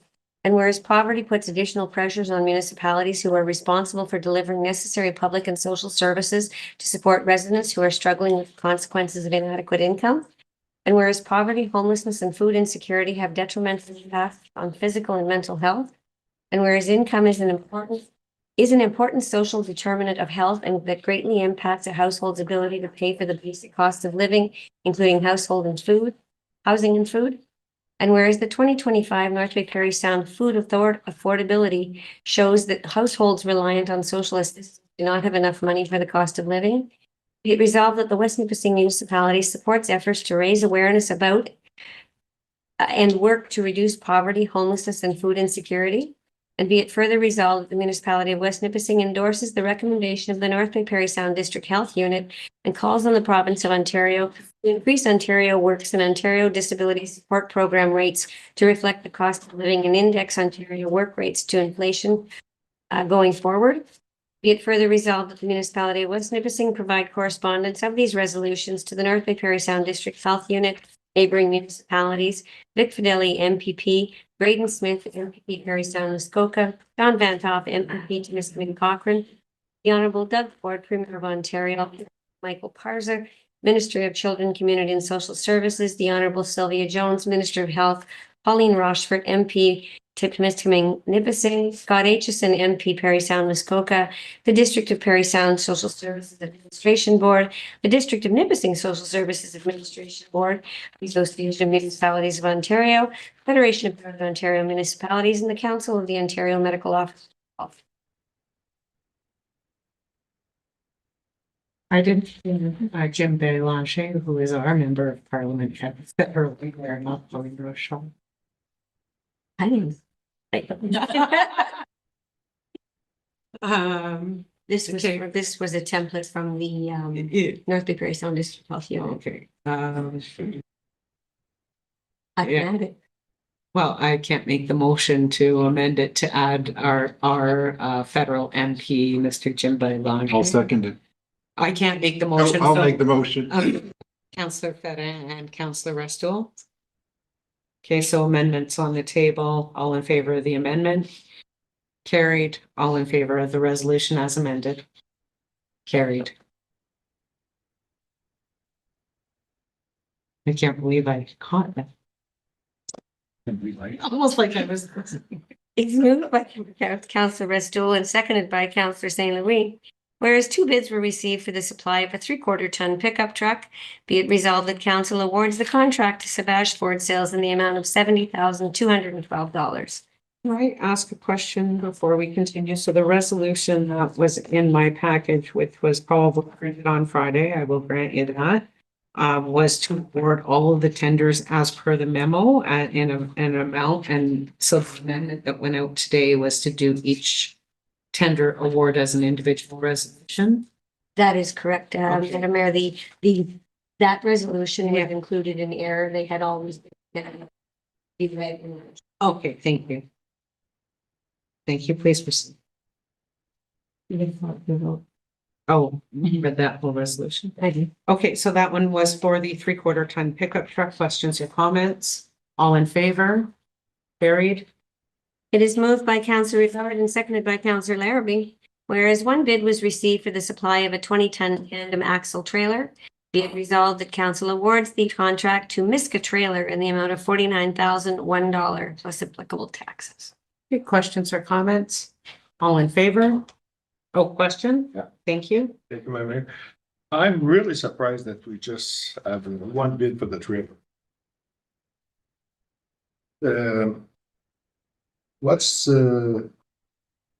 C'est quoi le nom ici pour la cache B? Je ne sais pas. Non, le pony trailer. The bid opportunities are publicly posted and they're also publicly opened. So there was one bid received for the trailer. Yeah, surprise. Thank you. Okay, other questions or comments? All in favor? Carried. It is moved by Councillor Larrabee and seconded by Councillor Rivard. Whereas two bids were received for the supply of a half-ton 4x4 pickup truck, it resolved that council awards the contract to Tremblay Chevrolet Buick GMC in the amount of $59,183.39. Questions or comments? All in favor? Carried. It is moved by Councillor Rivard and seconded by Councillor Larrabee. Whereas three bids were received for the supply of a tandem reversible snowplow and combination dump body spreader truck, be it resolved that council awards the contract to Freightliner North Bay in the amount of $422,300. Questions? Councillor. Thank you, Madam Mayor. Can you refresh my mind what a tandem reversible snowball combination dump body spreader truck is? Those the sidewalk cleaners? It's replacing, Plows and spreads at the same time. yes, it's, And the blade turns. yeah, it's replacing, a similar vehicle, which was a 2013 and it's at its lifespan. Is it a 1-ton pickup truck or? No, it's a tandem. It's a tandem. All right, zero, okay. Okay, thank you, Madam Mayor. Okay, thank you. Okay, resolutions on the floor. Other questions and comments? Yeah. Thank you, Madam Mayor. On the same topic, so just to make sure it's a one way, but instead it goes both ways. Yes. The reversible. The old one. Are they gonna be surplus? I imagine so. I imagine it would be surplus, yes. Yeah, good. Thank you. Okay, thank you. Councillor Resto. Through you, Madam Mayor, just want really quick, it's on topic, but I just wanted to say thanks to staff. I know we usually will ask if these purchases are within budget, and I appreciate the summary document that had everything all in one page to look at all of these tonight. So I just want to say thanks to staff for providing that. Thank you. Anybody else? The resolutions on the floor for the whatever it was. Double spreader plow truck tandem axle. Rubber plow. Okay.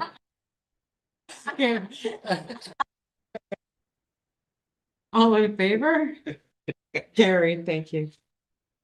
It is moved by Councillor Larrabee and seconded by Councillor Rivard. Whereas two bids were received for the supply of a single axle reversible snowplow and combination dump body spreader truck, be it resolved that council awards the contract to Lewis Motor Sales in the amount of $392,454. Thank you. Can I start with a question? So we just did one for a double and then everything else is the same, correct? And now we're doing a single, but the difference in price is really marginal. It's only about $25,000 difference between a single axle and a double axle. Which to me, I don't know. So why are we going bigger? Yeah, I think that's my question. I just like. So I have an expect there to be a bigger margin. As far as the margin, I honestly can't really comment on why they price these vehicles the way they do, but the reason why we'd be going with the smaller one here is this is the one that we use for our Cache Bay route. It's got some narrower roads and some tighter turns, so it's replacing the truck that we were currently using in Cache Bay. So there's a specific purpose to have the single axle as opposed to the double axle. Okay, thank you. That explains that. Other questions or comments? Okay, all in favor? Carried. It is moved by Councillor Rivard and seconded by Councillor Larrabee. Whereas one bid was received for the supply of a spreader assembly with reversible plow harness and wing. Be it resolved that council awards the contract to Gincor Industries in the amount of $139,840. Questions? Councillor Pelleret. Thank you. When these bids go out, do we have like a list of people that we send the bids out to? Yeah. We post them publicly. Okay. Like we don't have a specific. You can't have a pool, let's say, if the, I'm just curious. Our procurement policies on that. Yeah, so that's a different style of procurement. So if you're doing it by invitation, where you're only sending it to a set number of bidders, then it's a different procurement process. So we do an open process and we post it on our website. Some postings get sent to Merck's, which is sort of a larger access. You know, our folks know to go to our website to look for postings and things like that. Sometimes if we have a very specific type of equipment, we'll tell someone, go look at our website, but to send it to a group is a different type of procurement altogether. So we have not done that by invitation because we have to screen people before we would get to them and only screen down. We have to have a criteria for screening. It adds layers of complexity to the procurement. No, that's not what I'm talking about. Yeah. I'm talking about, let's say you invite companies, say, you want to put your name on the list, and the email list, we'll send you if a bid goes out. You don't, and If they want to do that, they can sign up for Merck's and they can get to know, they put their what their stuff information is in Merck's and what type of things that they want to see. Okay. And then as everyone posts stuff, they'll get it, but they can do that through Merck's. Maintaining a database that we're sending on all of the stuff is not necessarily a manageable style of procurement for us. okay. Okay, thank you. Other questions, comments?